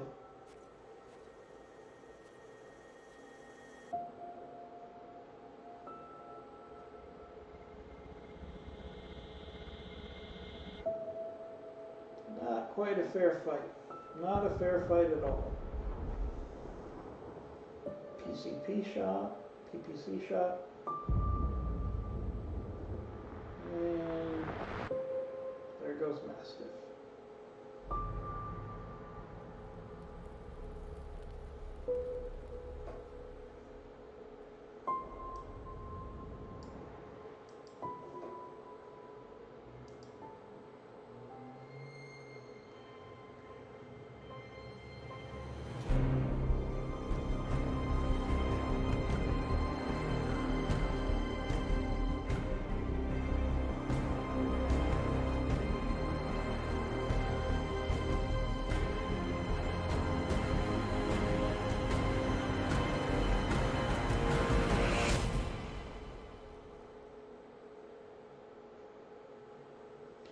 Alright, so just some clarification there. No matter what you do in this game, that's going to happen. So, we wake up later. Easy there, Jeff. You took a nasty crack on the head when you punched out. Don't worry, you're safe now. My name is Darius Oliveira, and I'm the XO of the Markham's Marauders. We're a mercenary outfit with ties to the House Arano. We did some work with Lord Taramati, who was her father way back when. I'd introduce you to the commander, but he was on a supply run to the market district when the bombs fell. And yeah, he's dead. He didn't make it. So we have a couple choices here. Rescue me, why? Sorry for your loss. If it wasn't for your company, I'd be dead too. So I'm going to go with, if it wasn't for your company, I'd be dead too. That's probably true. Don't mention it. After seeing what happened to Markham, didn't feel right leaving you in the hands of this new directorate. When we picked up your broadcast on the emergency band, we knew what we had to do. What about Mastiff? Did you find him? Were you able to recover my blackjack? So what happened now?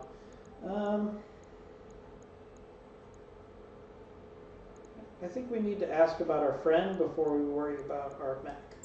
So let's do that. We found his mech. It was completely cored out. Nobody survives a hit like that. For what it's worth, I'm sorry. We supported the Royal Guard on a handful of deployments, and Sir Roger earned my respect. His death is a loss for us all. Again, I'm more interested about what happens now. Well, things aren't looking so hot around here, what with the coup and all that. House Espinosa's directorate is the new de facto government of the Reach. I'm sorry to have to tell you this, but Lady Arano is dead. Her dropship was destroyed on takeoff. It's all over the news. Yeah, you know I have to select this one. Our sentence exactly. We were getting the hell out of the Uruguayan territory. I've already booked transport on the first jump ship out. We're heading to a nice quiet stretch of independent space all the way across the frontier in the Canopian border. Not a cheap trip, but worry about how we're going to pay for it later. Now, according to the info on your blood chip, you've got a family in the deep periphery. I'm afraid that's going to make it hard to get you back.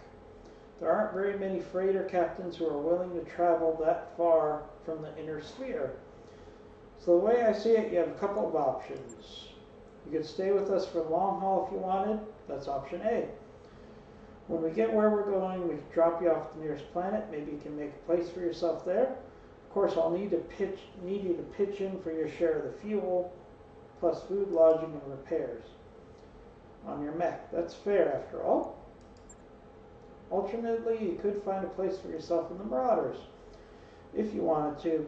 Wouldn't take you long to work off your debt. If you ran with Mastiff, so I know you've got chops. Think it over, sleep on it. You've had a hell of a day, and we've got a long road ahead. Done.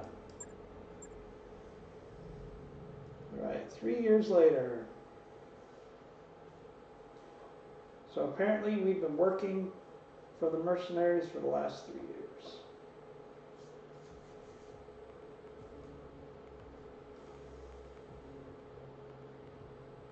Great cinematics in this game. Unfortunately, it does take a while for them to load up, but I think it's a small price to pay.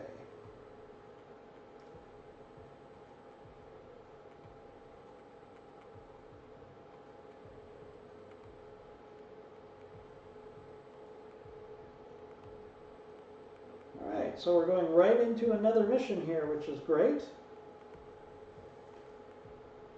What we're probably going to do is we're going to do this mission, and then we're going to end this stream, and then I'll be back in a couple hours to continue with more Battletech. So if you're enjoying this stream, please feel free to hit follow in Twitch, and as soon as I broadcast again, you'll get a little email notification, and you can join us for the next live stream.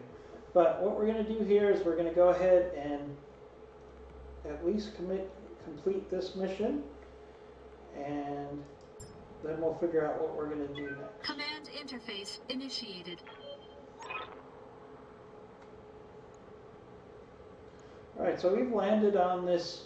This is 3 years later. We're working for the mercenaries, and this is not quite a training mission because you know the basics right now, but this is basically just your first mission where you're working as a member of the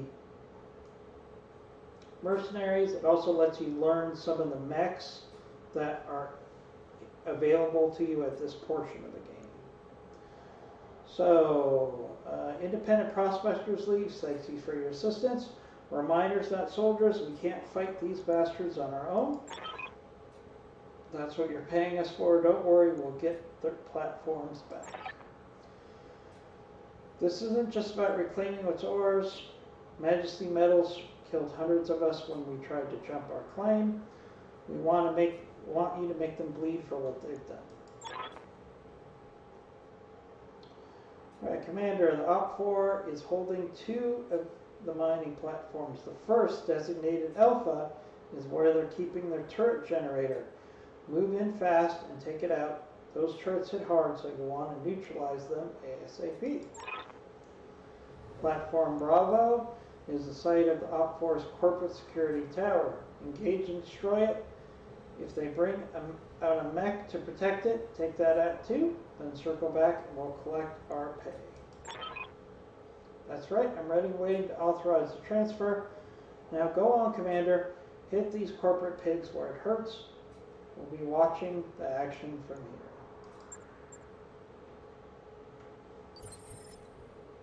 Alright, so let's get a lay of the land here. We've got one road that's basically going to be taking us to engage the enemy, but we've got lots of possible turrets here. Plus, I think it's very likely that there could be some ambush spots here, so I don't know if that's the way we want to go. So I'm kind of thinking what we need to do. Now, interesting enough, we have ourselves, we have Waiting for orders. Glitch, and her abilities are a multi-target. She has a jump jet capable Vindicator. The Vindicator actually has a large amount of armor. Actually, they're pretty tanky for their size.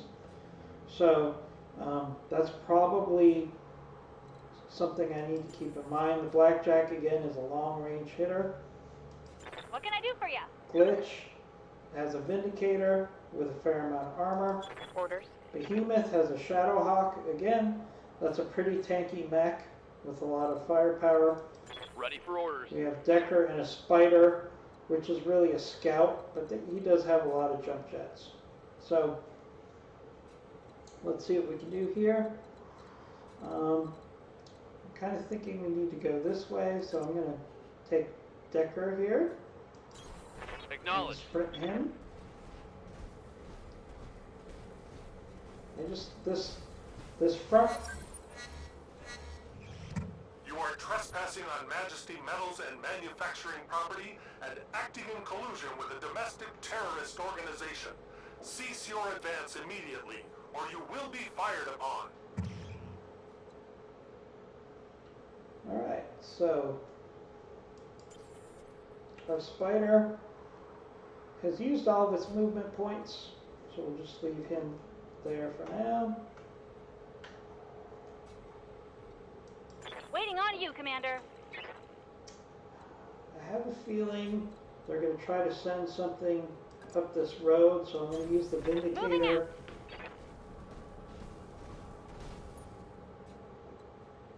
to defend against that.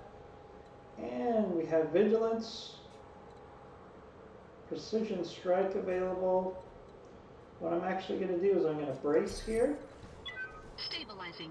Engaging coolant system. I'm also going to move the Shadowhawk up. Also Position confirmed. to guard that road. Also keep an eye on this road over here, which we also know there's enemies there. So enemy turn. Oh, we've got an unknown mech moving up, as I was afraid of. And now what it shows is the larger mechs have less moves per rotation. 1, 2, 3. 1 through 4 are like the stages. I kind of like to look at this. Now keep in mind that battle mechs actually move very fast. They can move up to 100 miles an hour, especially the spider that Decker is in. So what we're seeing is like a slowed down version. So what I like to think of is each one of these moves, which is broken up into 4 stages, is probably like a minute or 2 of real time. So within those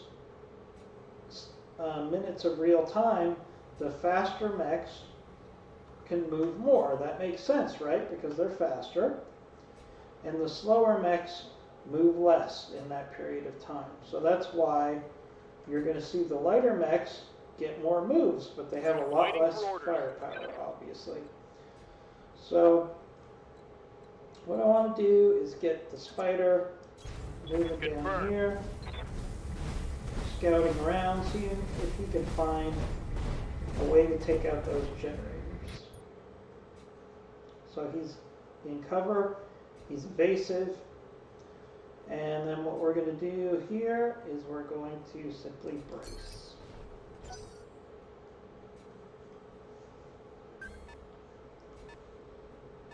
Well, we got a mech that's moving. They've got a lock on me. And getting a sensor lock on Decker, which takes away 2 of his evasion. Alright, so next up, our Blackjack is finally able to move. So we're going to move him to support Spider.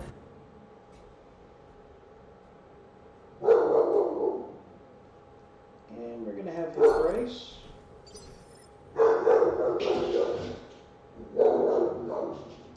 Good to go. I'm going to move the Vindicator You betcha. also down that valley.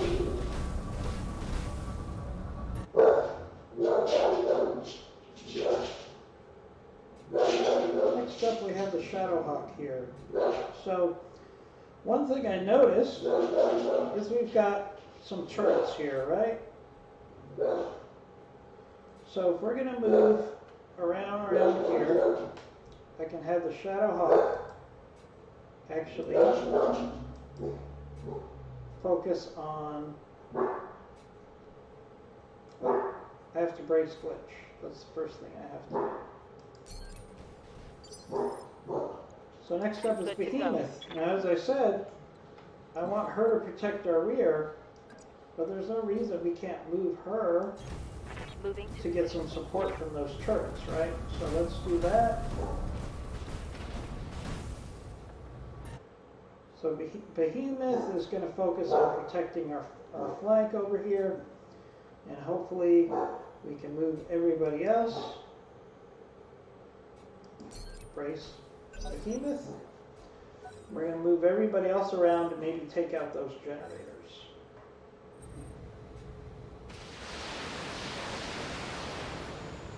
Alright. We got some LRMs coming in and attacking our friend Decker.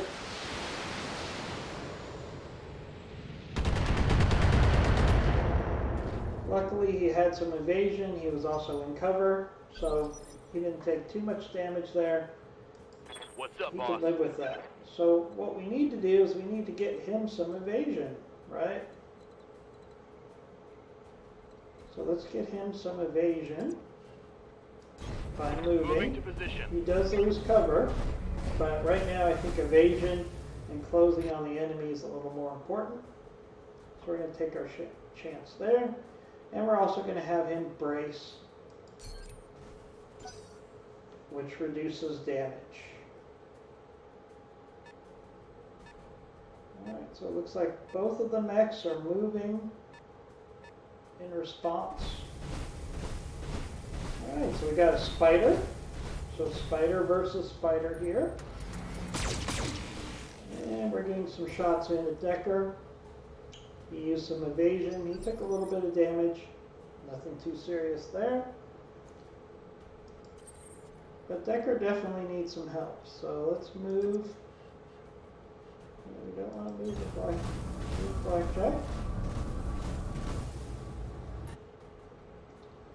I faced him the wrong way. That's my fault, but he wouldn't have had a shot anyways. So we'll brace. I hear ya. Now Glitch has a shot already with her LRMs. She can't move because my blackjack is in the way. So really, the only thing we can do here is to shoot our LRMs at the spider, who's got lots of evasion. Did a little damage there.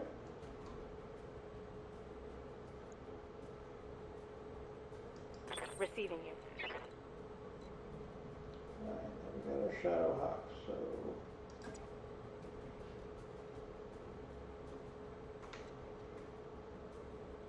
the Shadow Hawk I'm going to move just a little bit so she has some evasion and make sure she's protecting behind us. And brace.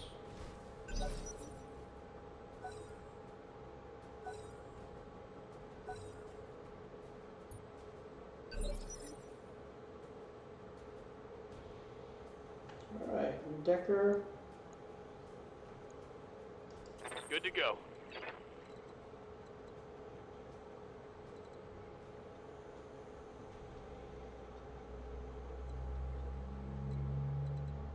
One thing we could do with Decker is we can move him behind this outcropping. Roger. So he'll get some protection. He'll also get some evasion. He does not have a shot, so we'll brace.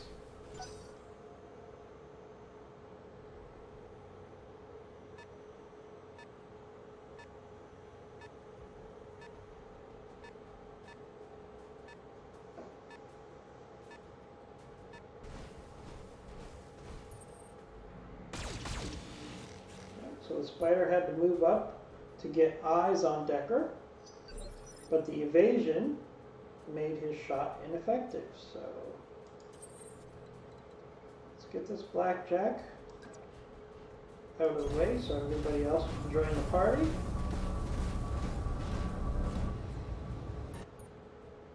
Alright, he will have a shot on the spider's side. So this is actually a pretty good shot right here. I like this quite a bit. Spider should be fairly vulnerable here. We're attacking this side. Maybe we could take off an arm. Maybe we could take off a leg. We've got not the best hit percentage because, again, the spider has a high level of evasion. All weapons committed.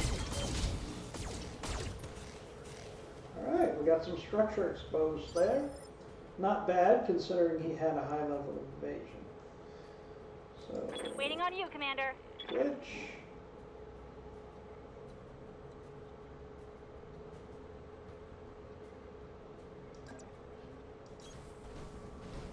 Come down to the party again. And we're gonna shoot some LRMs. Roger that. Firing on target.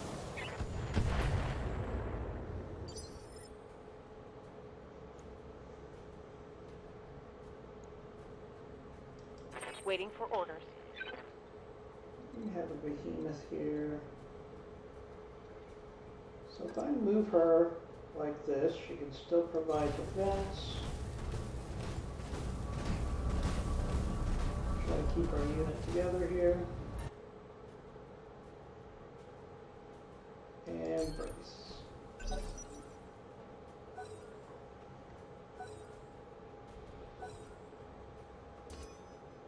They've got a lock on me.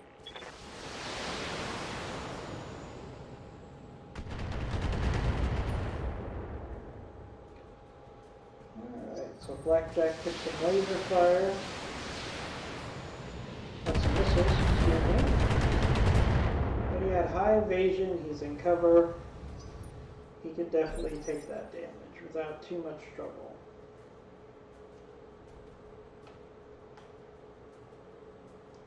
Commander? So my friend Decker.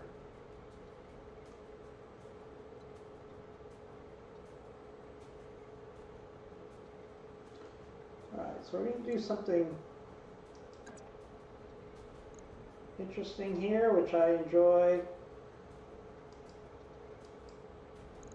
We're going to do an attack. It avoids, ignores evasive, so we got spider against spider here, so let's On my way. let spider come in here.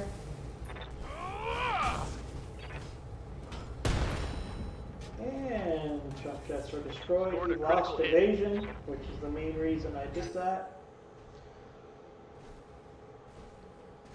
Alright, we've got a commando coming in as well, so Decker's going to take some shots. Nothing he can't handle. Took a hard hit there. You're fine, Decker. You're always a whiner, in my experience. So we're moving the spider back. Take a shot at the Blackjack. I can live with that. Better that than going after Decker. Alright, so Decker's made his move.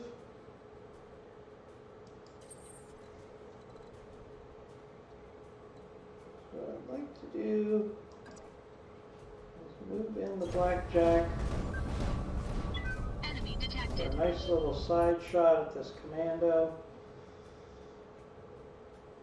Now the commando's got correction. He doesn't have vision.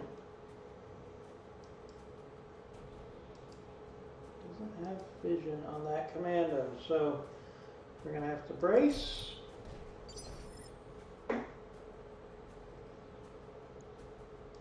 I hear ya.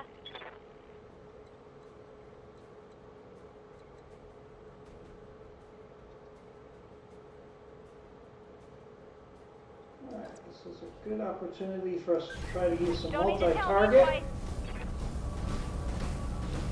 Now remember how I said before, multi-target costs you morale. Morale is right here, so our morale is at 60%.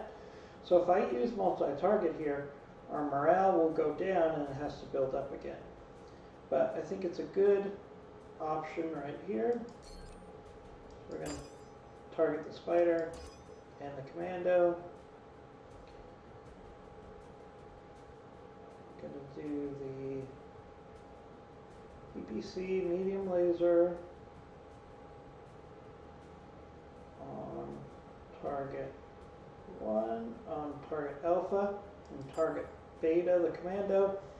There isn't a high hit percent chance, only 20%, but he will lose some of his evasion, so I think this is a good shot. You get a headshot, and you get a headshot.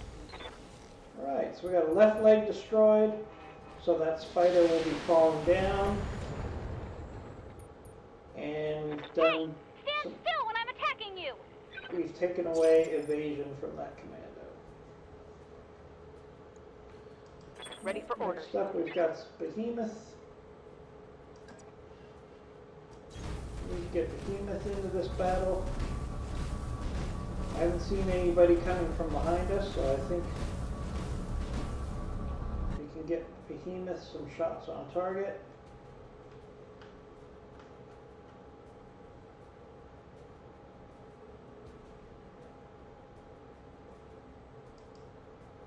So what I like here is the spider's down, so we could do a called shot on the center torso. Let's see if we can take out that spider. Acknowledged.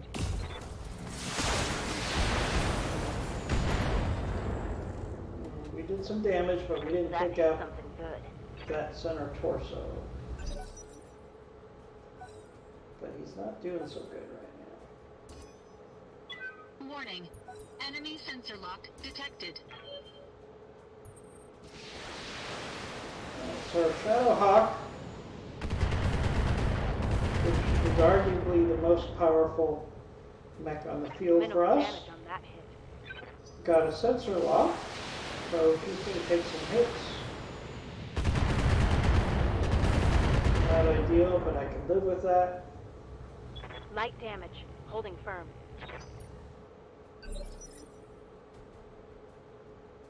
Alright, so we got our good friend Receiving Decker here. I'm going to let Decker come in Got it. and try to finish off the other spider. Targeting for physical attack. And we took out, now what we did there is we took out the other leg, I believe, which means we can get salvage. More salvage on that mech. Oh! Oh, I'm a hit. That shot That went is internal. not good because Decker took some damage and he lost an arm. So that was kind of a even exchange there. Don't like to see Decker get hit, but I think he'll manage. Now, one thing we can do here is we can get a rear shot on this commando.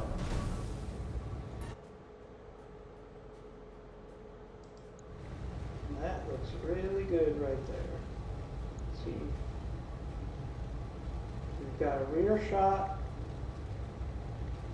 We should do a lot of damage here. Maybe we can do some serious damage to this commando.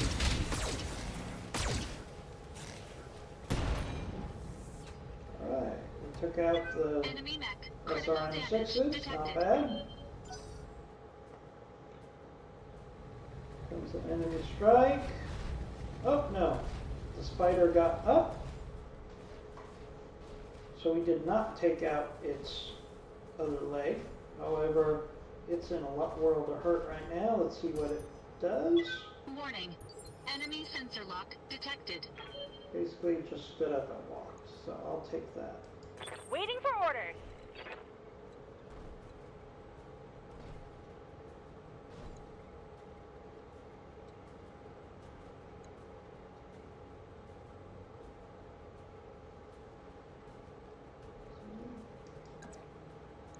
Let the Vindicator come in. Coordinates received. This is gonna be good. And take out the CT for that spider. And give it a little Did you see teabag that? with a Did small you see it? laser.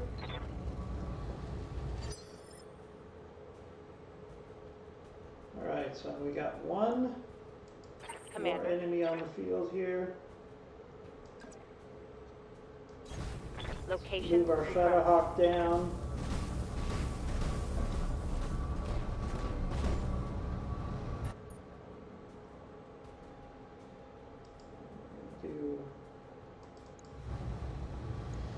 Only have an LRM attack, but Taking let's shots. do that. Failed to connect.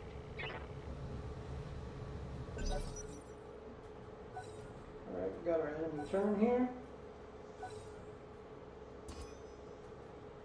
Probably got a sensor lock and some missiles on the Shadowhawk.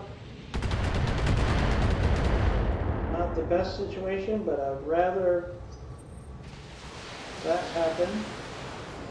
Take a shot at poor Decker. He's already missing an arm.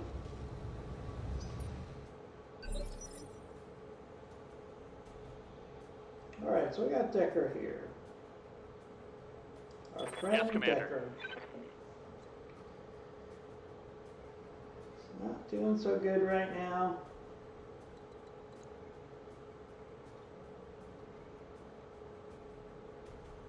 But he has a 90% damage, melee damage here. So I'm going to go ahead and let Decker, he's a little upset. He lost his arm. He wants to get some payback.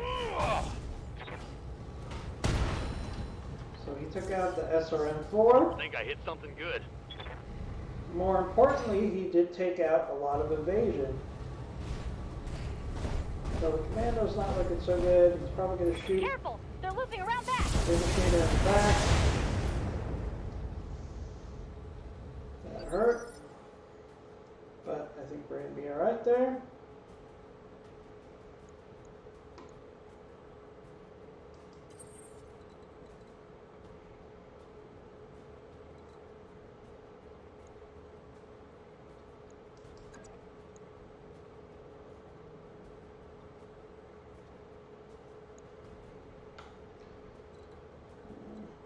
Melee's fun, but the blackjack does a lot more damage with a nice little broadside, so that's what we're going to do here. Broadside, right to the face. Hopefully we can say bye-bye, Commander. No, that Commando is very tanky for its size. It's giving us a lot of trouble. Commander? Right, now I could attack with glitch, but I need to remember our mission. We gotta take out those generators, so I'm gonna take glitch, who has the LRMs. Hopefully she can move up here. So I'm gonna have her brace to minimize damage. She'll probably take a missile strike on the next hit. What's up, boss? And we got Behemoth. And Behemoth is going to hopefully put this commando out of its misery. There we go. Commando is out of the picture. Hostile eliminated.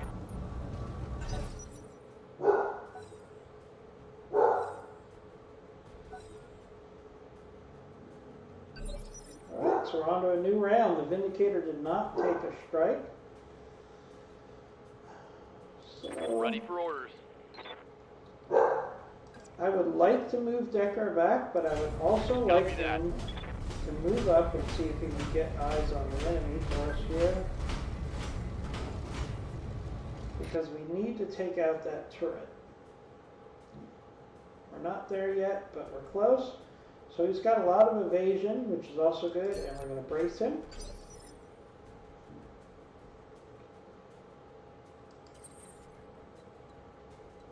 Alright, and we take the blackjack. And he's going to guard our rear here.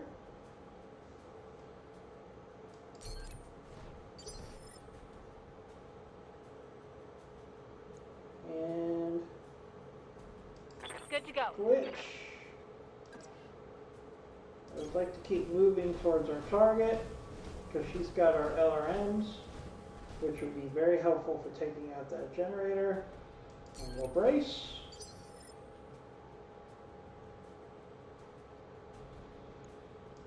Standing by. Behemoth also has Move order received. LRMs, so let's go ahead and brace with her as well. Now see, the nice thing here is the enemy doesn't have any mechs around because we've taken out their mechs to spot for us, so we're not taking any shots Waiting here. for orders. Now,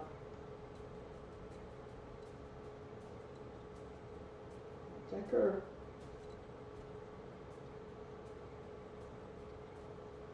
could do a jump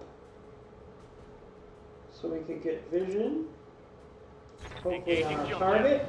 It's going to make him very hot, but I'm not expecting him to do a lot of shooting right now.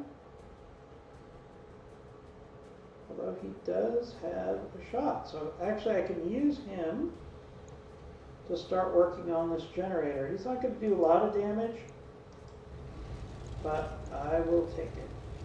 Locked on target. Oh, Decker. Not what I wanted from you, but I will take it. So, Blackjack, I know I have to go back up here, so the Blackjack is so slow, and then start moving him up the hill. And let him brace.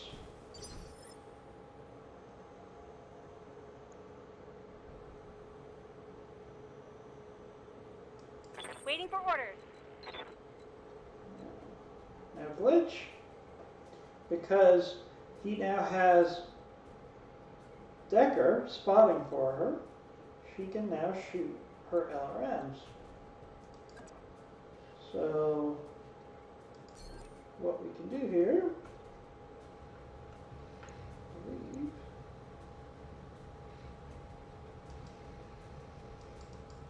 no.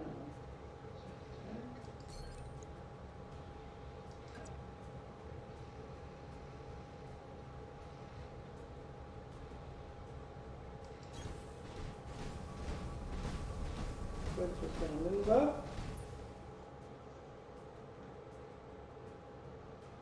So she has eyes on target. We're going to have her hopefully finish off this Got it. turret generator. There we go. And now the generators have no power. Brought it down, Commander.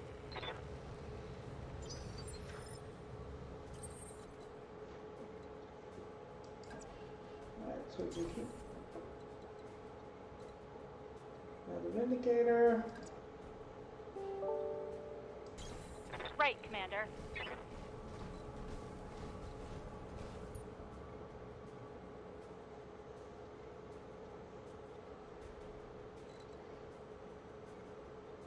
Move there, the Shadowhawk. Because that's all we had to do in B was basically take out that generator. So now, or target alpha, so now we can move on to the next target. Aye, aye. And hopefully wrap up this mission.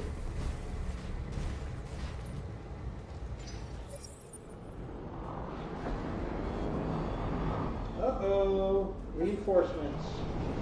So the enemy brought in a leopard, so we can expect some company here.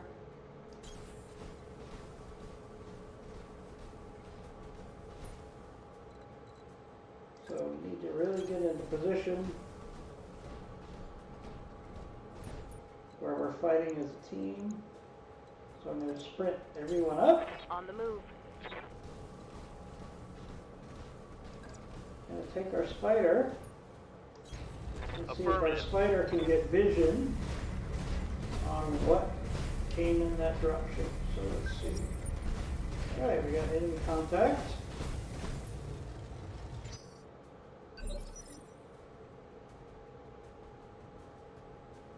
So we got a unknown vehicle coming up the road to attack Decker, but we know they sent more than just one vehicle, right? So, Orders? we done with Decker?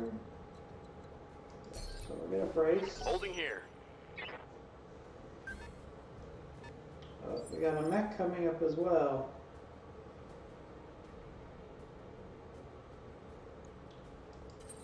So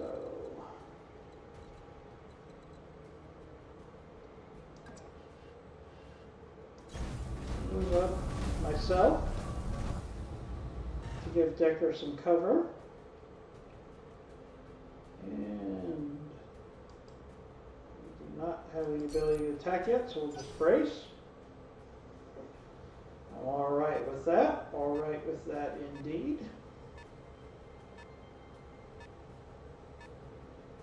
Oh, the vehicle's coming back around the other way. Commander? So Glitch, I need you to get up here and help me. So the best you could do there is do a jump. Engaging jump jet. That's going to make her hot, but she's probably going to have a round to cool off a little bit. Let her brace there.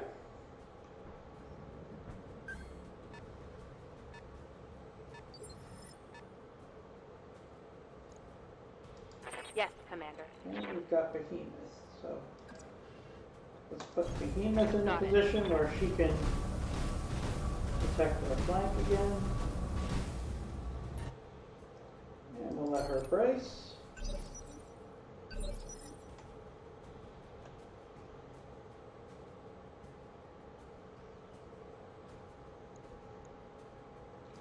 Standing Right, by. we got our friend Decker here. He's very exposed. He's already got some damage. He's kind of done my scouting for me, so I'm going to move Decker back. Sorry, Decker, you're already missing an arm, and repairs are expensive, as people will see once we complete this match. So let's brace.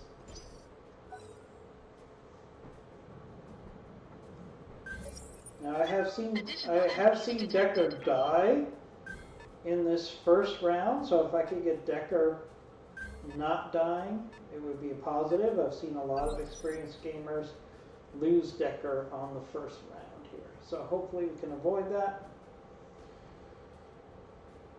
So see, again, Decker, since he's the light mech, gets a faster turn.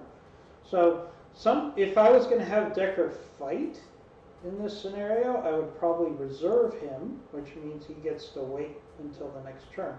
So let's just go ahead and do that. Holding for the right opportunity. So he isn't giving up his turn, he's just waiting for his opportunity. Oh, and we are under attack. Damage minimal.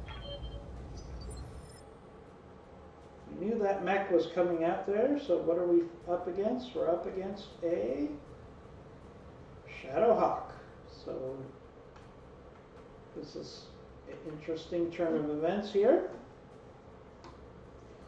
Now we had everybody reserve their turn, so that's to our advantage here. So everybody's available.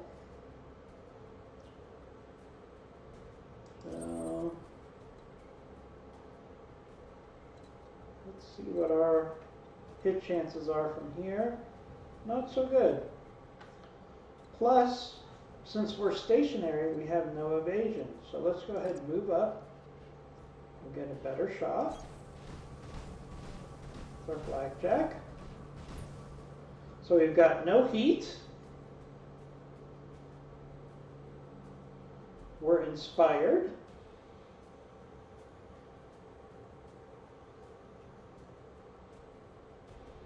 And we're in a good shot here. So what we could do is target, even though we don't have the best shots, we can shoot everything we have. All weapons committed.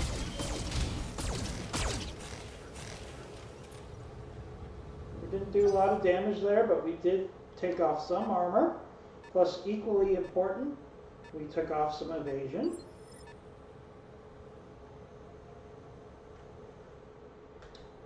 Alright, so our next turn, we got some vehicles coming in. Good to go. One thing I can do is I can move Decker here. On my way.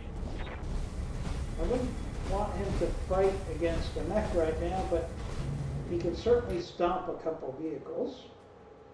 And he's kind of in an ambush spot there, so I like that.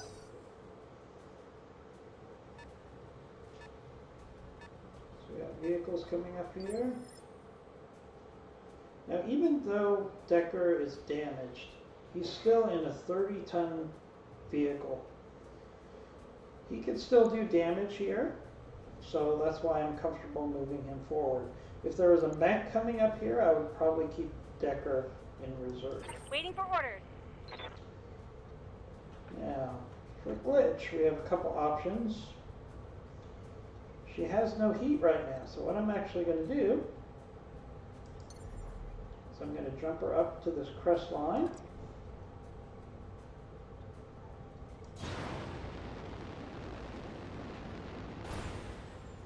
she has a really nice shot at this Shadowhawk, especially with her PPC. And we're going to let her rip. Right, Commander. Ooh! A headshot! Enemy down. Enemy down with a headshot. That doesn't happen very often, so you have to enjoy it when it does. That's probably saved us a lot of damage while we wore it down with all these other mechs. So that probably makes up for the fact that Decker lost an arm when it comes to repairs. Ready for orders. So now we feel like we could take the offensive here.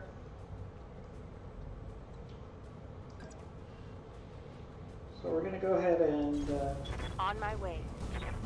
move Behemoth down here, since we're just facing some vehicles at this point.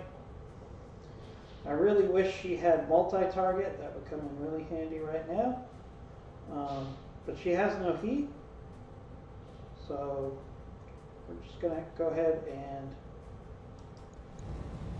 let her shoot everything at this Firing point. all weapons. And vehicle destroyed. Reporting vehicle destroyed.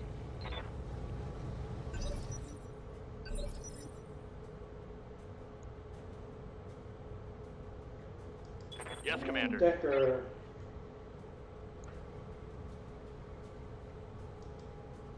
Decker cannot get in range to stomp. I was hoping he would.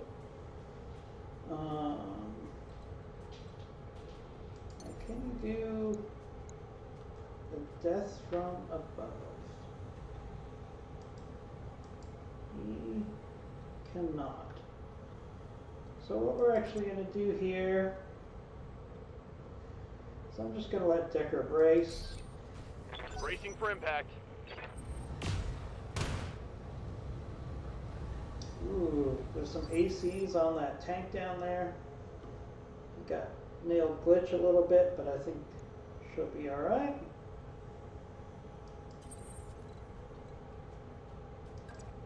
So you know what? Turnabout is fair play. So let's move Blackjack up here. He does not have vision, so we're going to brace. That was a mistake there. Probably should have moved him around this way. Standing by.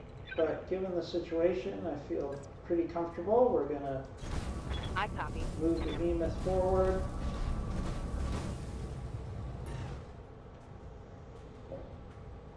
She's got one target. She doesn't have any heat. So I don't see any reason that we can't just let her rip with everything here. Just giving him everything I've got. See if it can work. Reporting. Enemy vehicle eliminated. Alright, so we still need to move down and take out that tower. So move the Blackjack over here. Maybe we can attack the tower from long range. If not, he can at least provide overwatch. We can brace there. Our Vindicator, she's doing okay heat-wise, so I'm actually inclined to jump her down, since she's not going to shoot this round.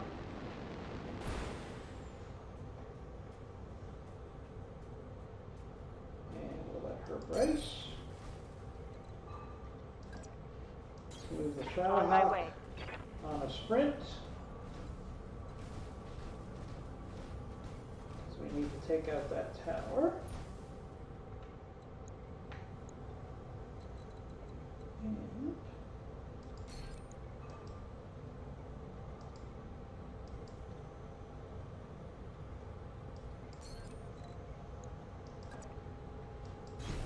I copy. we'll send the spider down for a little support.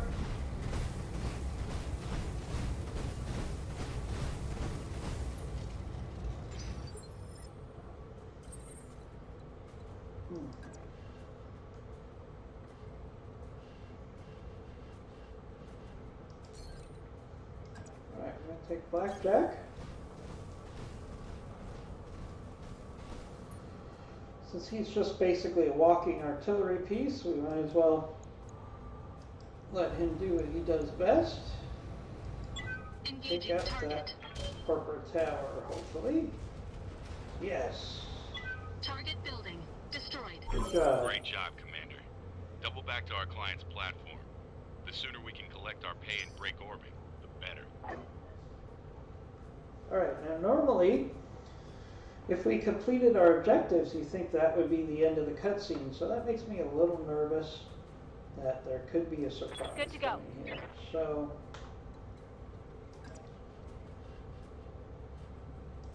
let's play this out.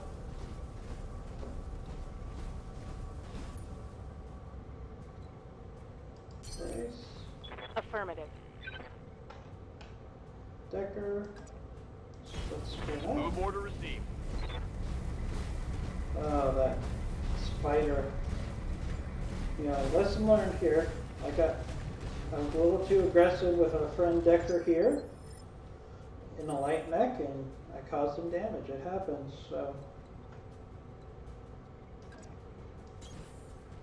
I'm just moving everyone back. Hopefully for the end of the mission, right? There's couldn't be Right, Commander. anything else going on here. Wink, wink. Roger.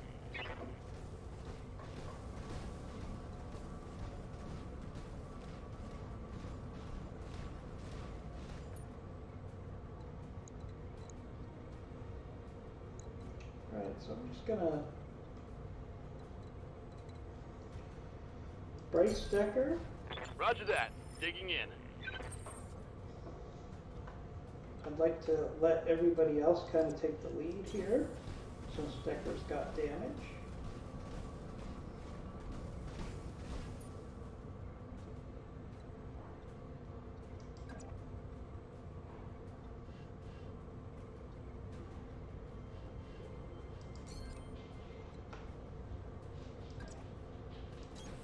On my way.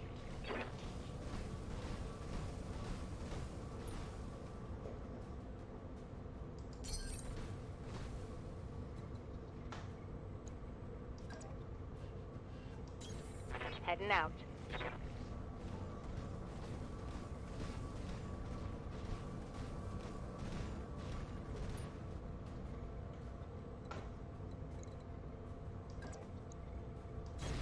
Position confirmed.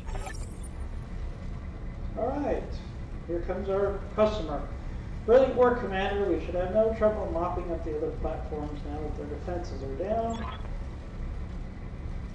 We get the job done. Speaking of which, I wasn't finished. These platforms don't do us much good if we can't hold them. Majesty Metals taught us that, so we're going to need your battle mechs. You're going to want to reconsider that. Why? Your lance has already been target locked by our turrets. Now power down and surrender, and we'll let you walk, or try to fight and we'll tear you to shreds. Your call. Great, so even in this game, even your customers can stab you in the back. That's the life of a mercenary. Sigh. Well, there goes our goddamn payday. Hold tight, Commander. We're on our way.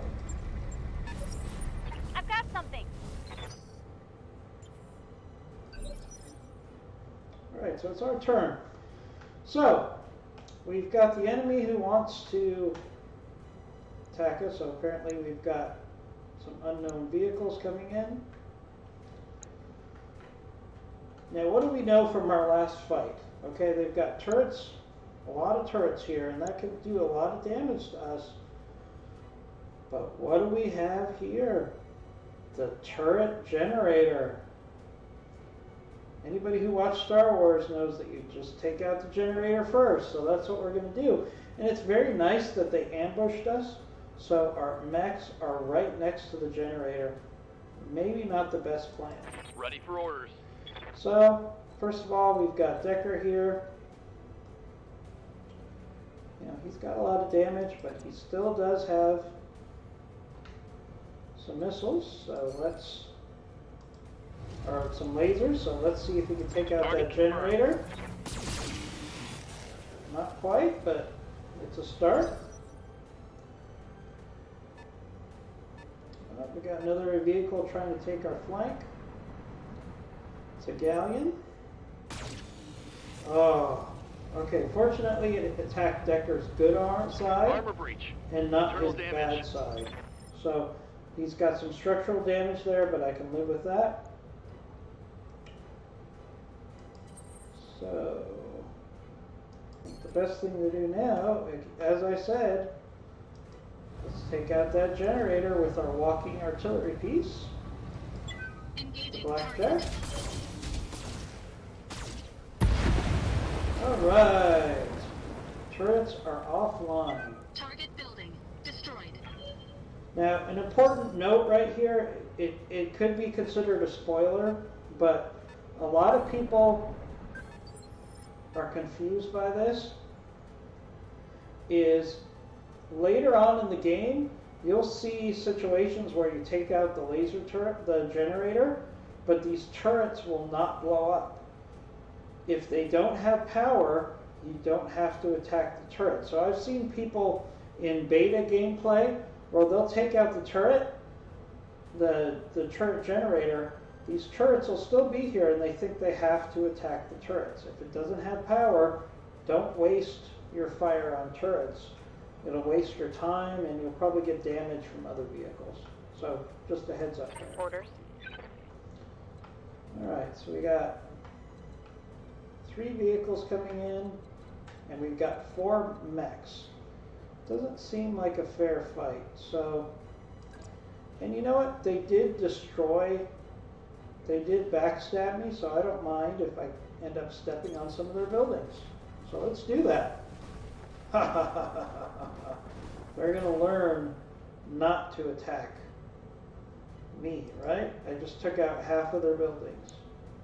I love the special effects and graphics in this game, and it lets you do that. So we're gonna attack the galleon here, and we should be able to take it out with everything with a full alpha strike. Firing a full salvo. No, our AC shot missed. Otherwise, that may have done it. All right, so we got glitch.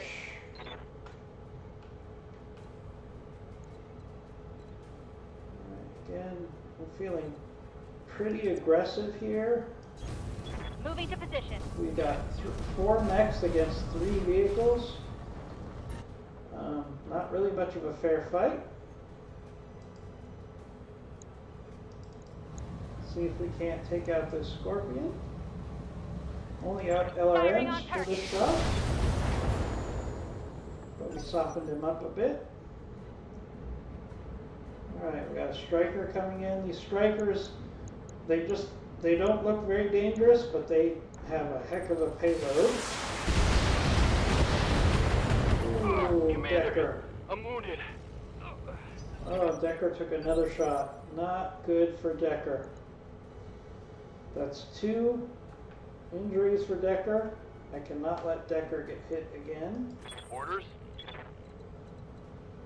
So, you know what, Decker, you're just going to move back here. On it. As far as I can get you. Now, he took 2 injuries, but he's talking to me, so I know he's still alive. But he's probably going to have to spend some time in the mid bay. And we'll let him brace. I probably should have left him back here, but in the mission, everybody's got to come in here, so I was kind of stuck.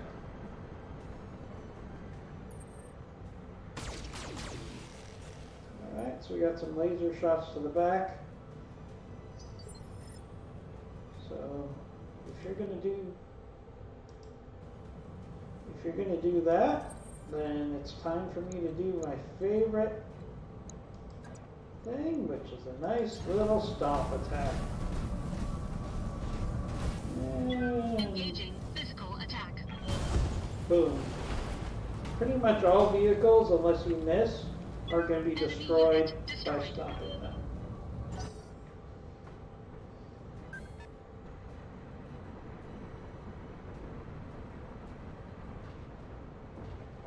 Scorpion. Oof. Went after Decker. Good thing I moved Decker away. Clearly they're going after my softest target at this point. Good to go. So this is interesting. What I could do is I could just come in here and stomp, or I do have the ability to multi-target. So I believe.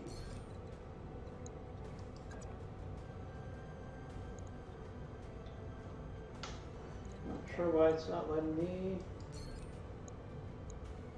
Oh, because I don't have vision. Okay, so that was a good idea, but it's not going to work. So we're just going to Got it. stomp with our good old Vindicator.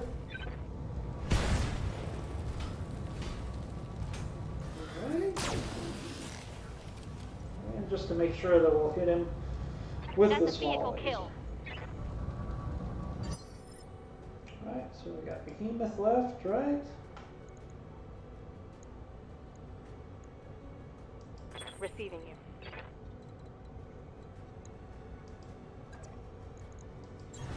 Roger that. Well, we might as well just save some ammo and just On finish for off. physical attack.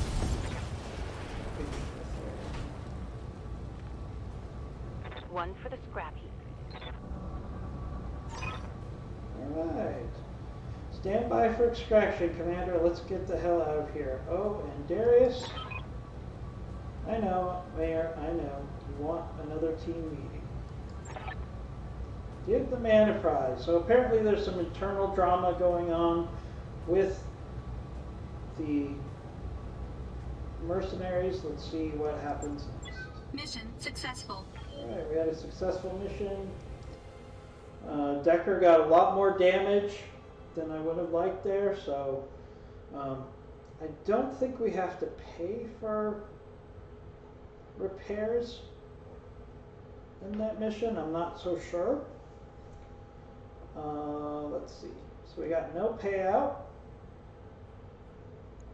So this is what happens after a mission. You come to the mission report. Well done, Commander. You made the best of a bad situation. Here's hoping we don't run into another job like that one. So, mission complete. Payout is 0 because they double-crossed us. Our rating went up with the mercenary review board, so that's good. Ooh, we got some damage. So, Decker is going to be out of action for 53 days. Not so good. We've got some repairs that we have to make here. Vindicator needs a little bit of repairs, but overall, not too bad considering we got double crossed. So let's go move forward.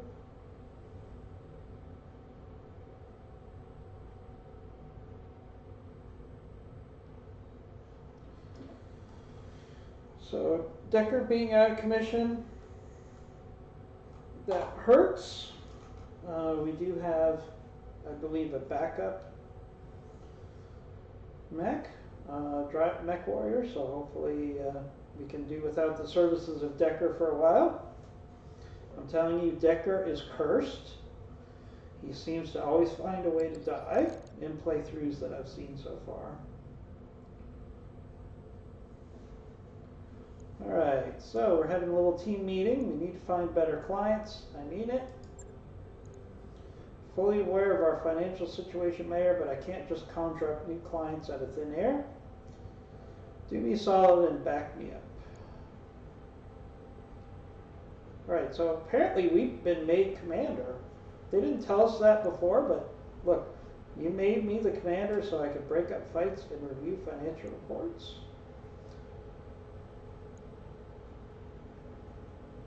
Alright, so I think this is like just complaining. This is, if we're going to be the leader, so this one says, Is this why you made me the commander? That's kind of whiny. I don't think a mercenary would be whiny. I didn't take command of this outfit to settle arguments, so he's just deferring his authority.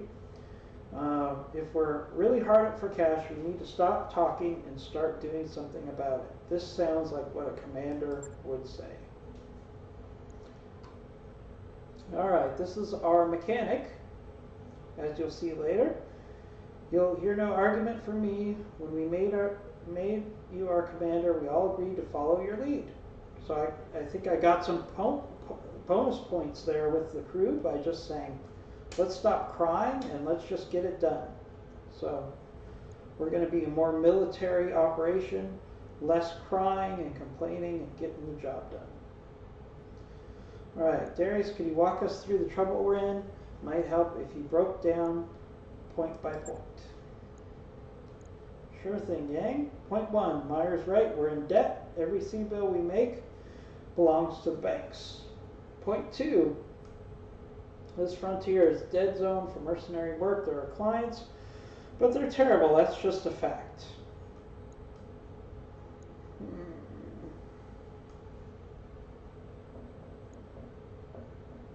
Okay, so again, what's the best case scenario? How many jobs will it take to pay back the loan? I would like to know that. Why not refuse to pay? I don't like that idea. So we're in a bad spot. What are we going to do about it? Again, I like taking command and just moving things forward. So let's just say, let's solve the problem. I don't see what else we can do. I'm already serving up every legitimate contract I could find. Unless you want me to sidestep the mercenary review board entirely, we're basically out of options. So if we don't do something, we're going to be bankrupt, basically. Not a good start to this game. We're already about to go bankrupt.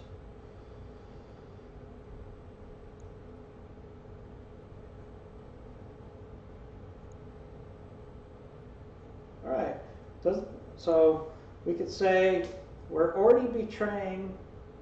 We got betrayed on a board-certified contract. So the board is supposed to say, hey, these are safe contracts and good customers, and we just got betrayed. So I don't trust the board too much.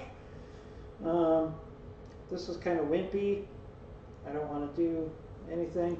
I like this. Doesn't sound like such a bad idea to me. No guts, no galaxy, right? This is a Battletech reference there. So if you like Battletech, you'll get that reference and you'll understand it. So let's go with no guts, no galaxy. Can't say I'm excited, but you're the boss. Remind me again why you don't just skip town and head to a nicer part of town. Because the bank and the jump ship crews have an arrangement. Until we pay up, they're going to keep us on a short leash. So until we pay back the banks, we can't really leave this part of space. That's a good reason. Darius Meyer's right. We need to start earning some real money. And we need to do it. It's only a matter of time before something breaks down that I can't fix with duct tape and good intentions. Alright, I'm no stranger to betrayal. I lost my family.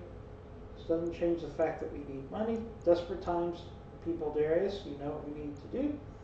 At the end of the day, I'd rather go down fighting than wind up broke. I like that one. He's going to start looking for some contracts.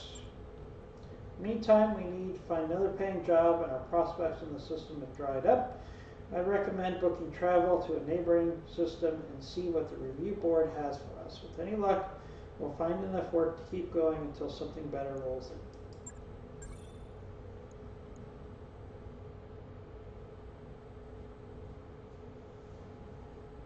Okay.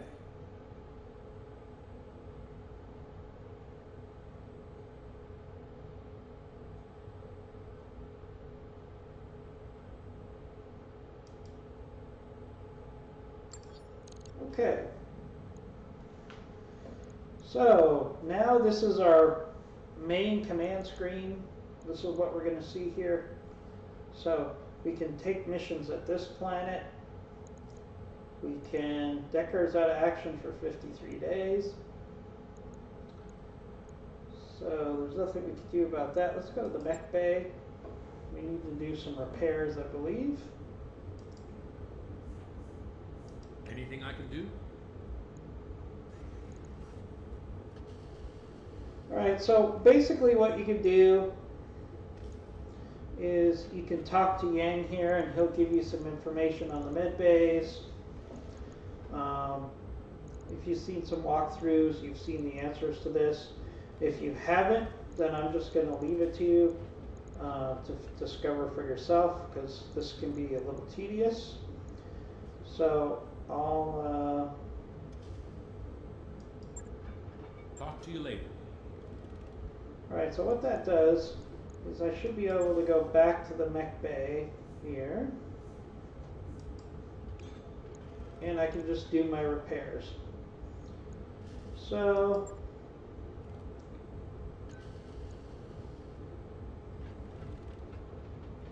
one thing we can do is just simply hit refit.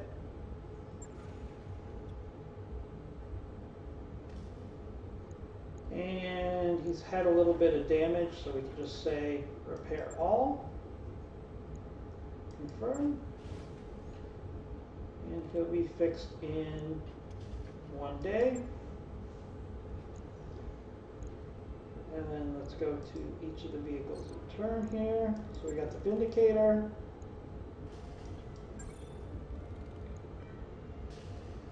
It's going to take us 8,100 C-bills to fix the Vindicator. It'll take 3 days. Let's repair. Shadowhawk.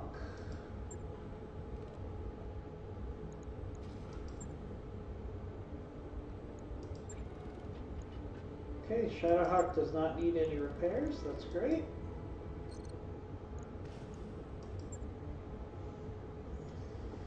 Alright, Spider. This is where it's going to get nasty here. Now look, we picked up a Locust in that last, or I guess we had this Locust and we just didn't take it on the mission. I guess that's what it is. So let's take a look at the Spider. The Spider's going to take a lot of damage, a lot of repair. So we have to take out the jump jets, repair those.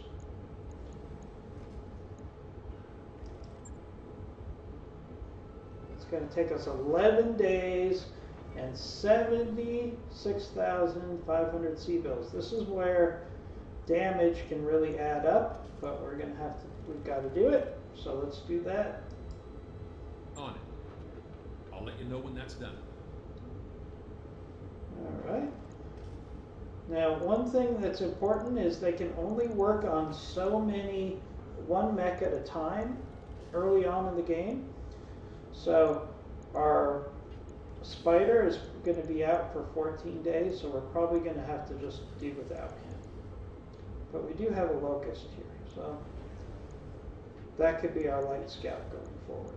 Alright, so in our barracks,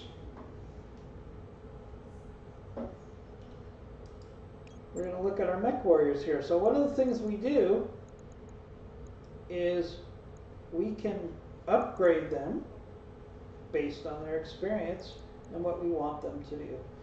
So let's start out with Behemoth here. She only got 800 points of XP. She's got 3 of gunnery, 4 of piloting, 4 of guts, and she only has 2 of tactics. Now, one thing I would like to build her up to is doing sensor locks or multi-target. So I cannot afford to do multi-target yet, but I can give her a point towards tactics. Training complete. Alright, let's look at Waiting for orders. Glitch.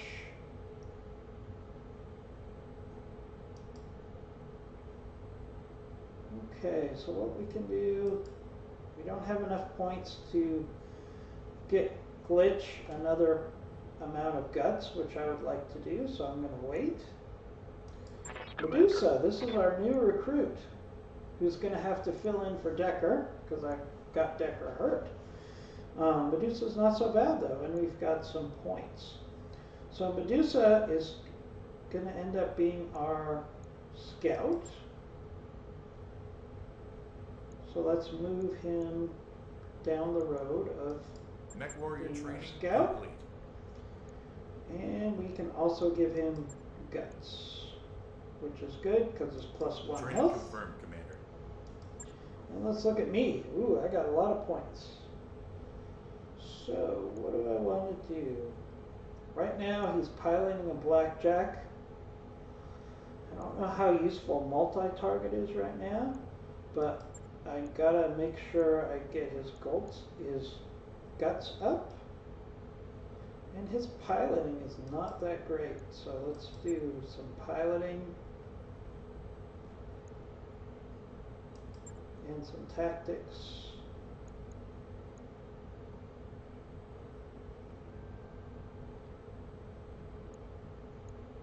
Well, let's do 2 piloting and guts. So that's a pretty good upgrade for Training complete. red zone. So there we go. So what we've done at this point is we've started the repairs on our mechs. We've got missions we're going to look at in our next streaming episode. Poor Decker is in the hospital. We've increased our skill points. So at this point I'm going to end our stream for today, and we'll be, well, not for today because I actually am going to be back in a couple hours to do another episode, but we're going to end it here for this streaming episode, and we'll be back later on tonight. So if you enjoyed this and you're watching it live on Twitch TV, please go ahead and hit that follow button, and in a couple hours when I'm streaming again, we can continue this. If you're watching this on YouTube, we'll be posting these videos. So the next video episode should be available right now as you're watching this. So hopefully I will see you again soon. And I hope you enjoyed our first stream, which will probably be many, of Battletech.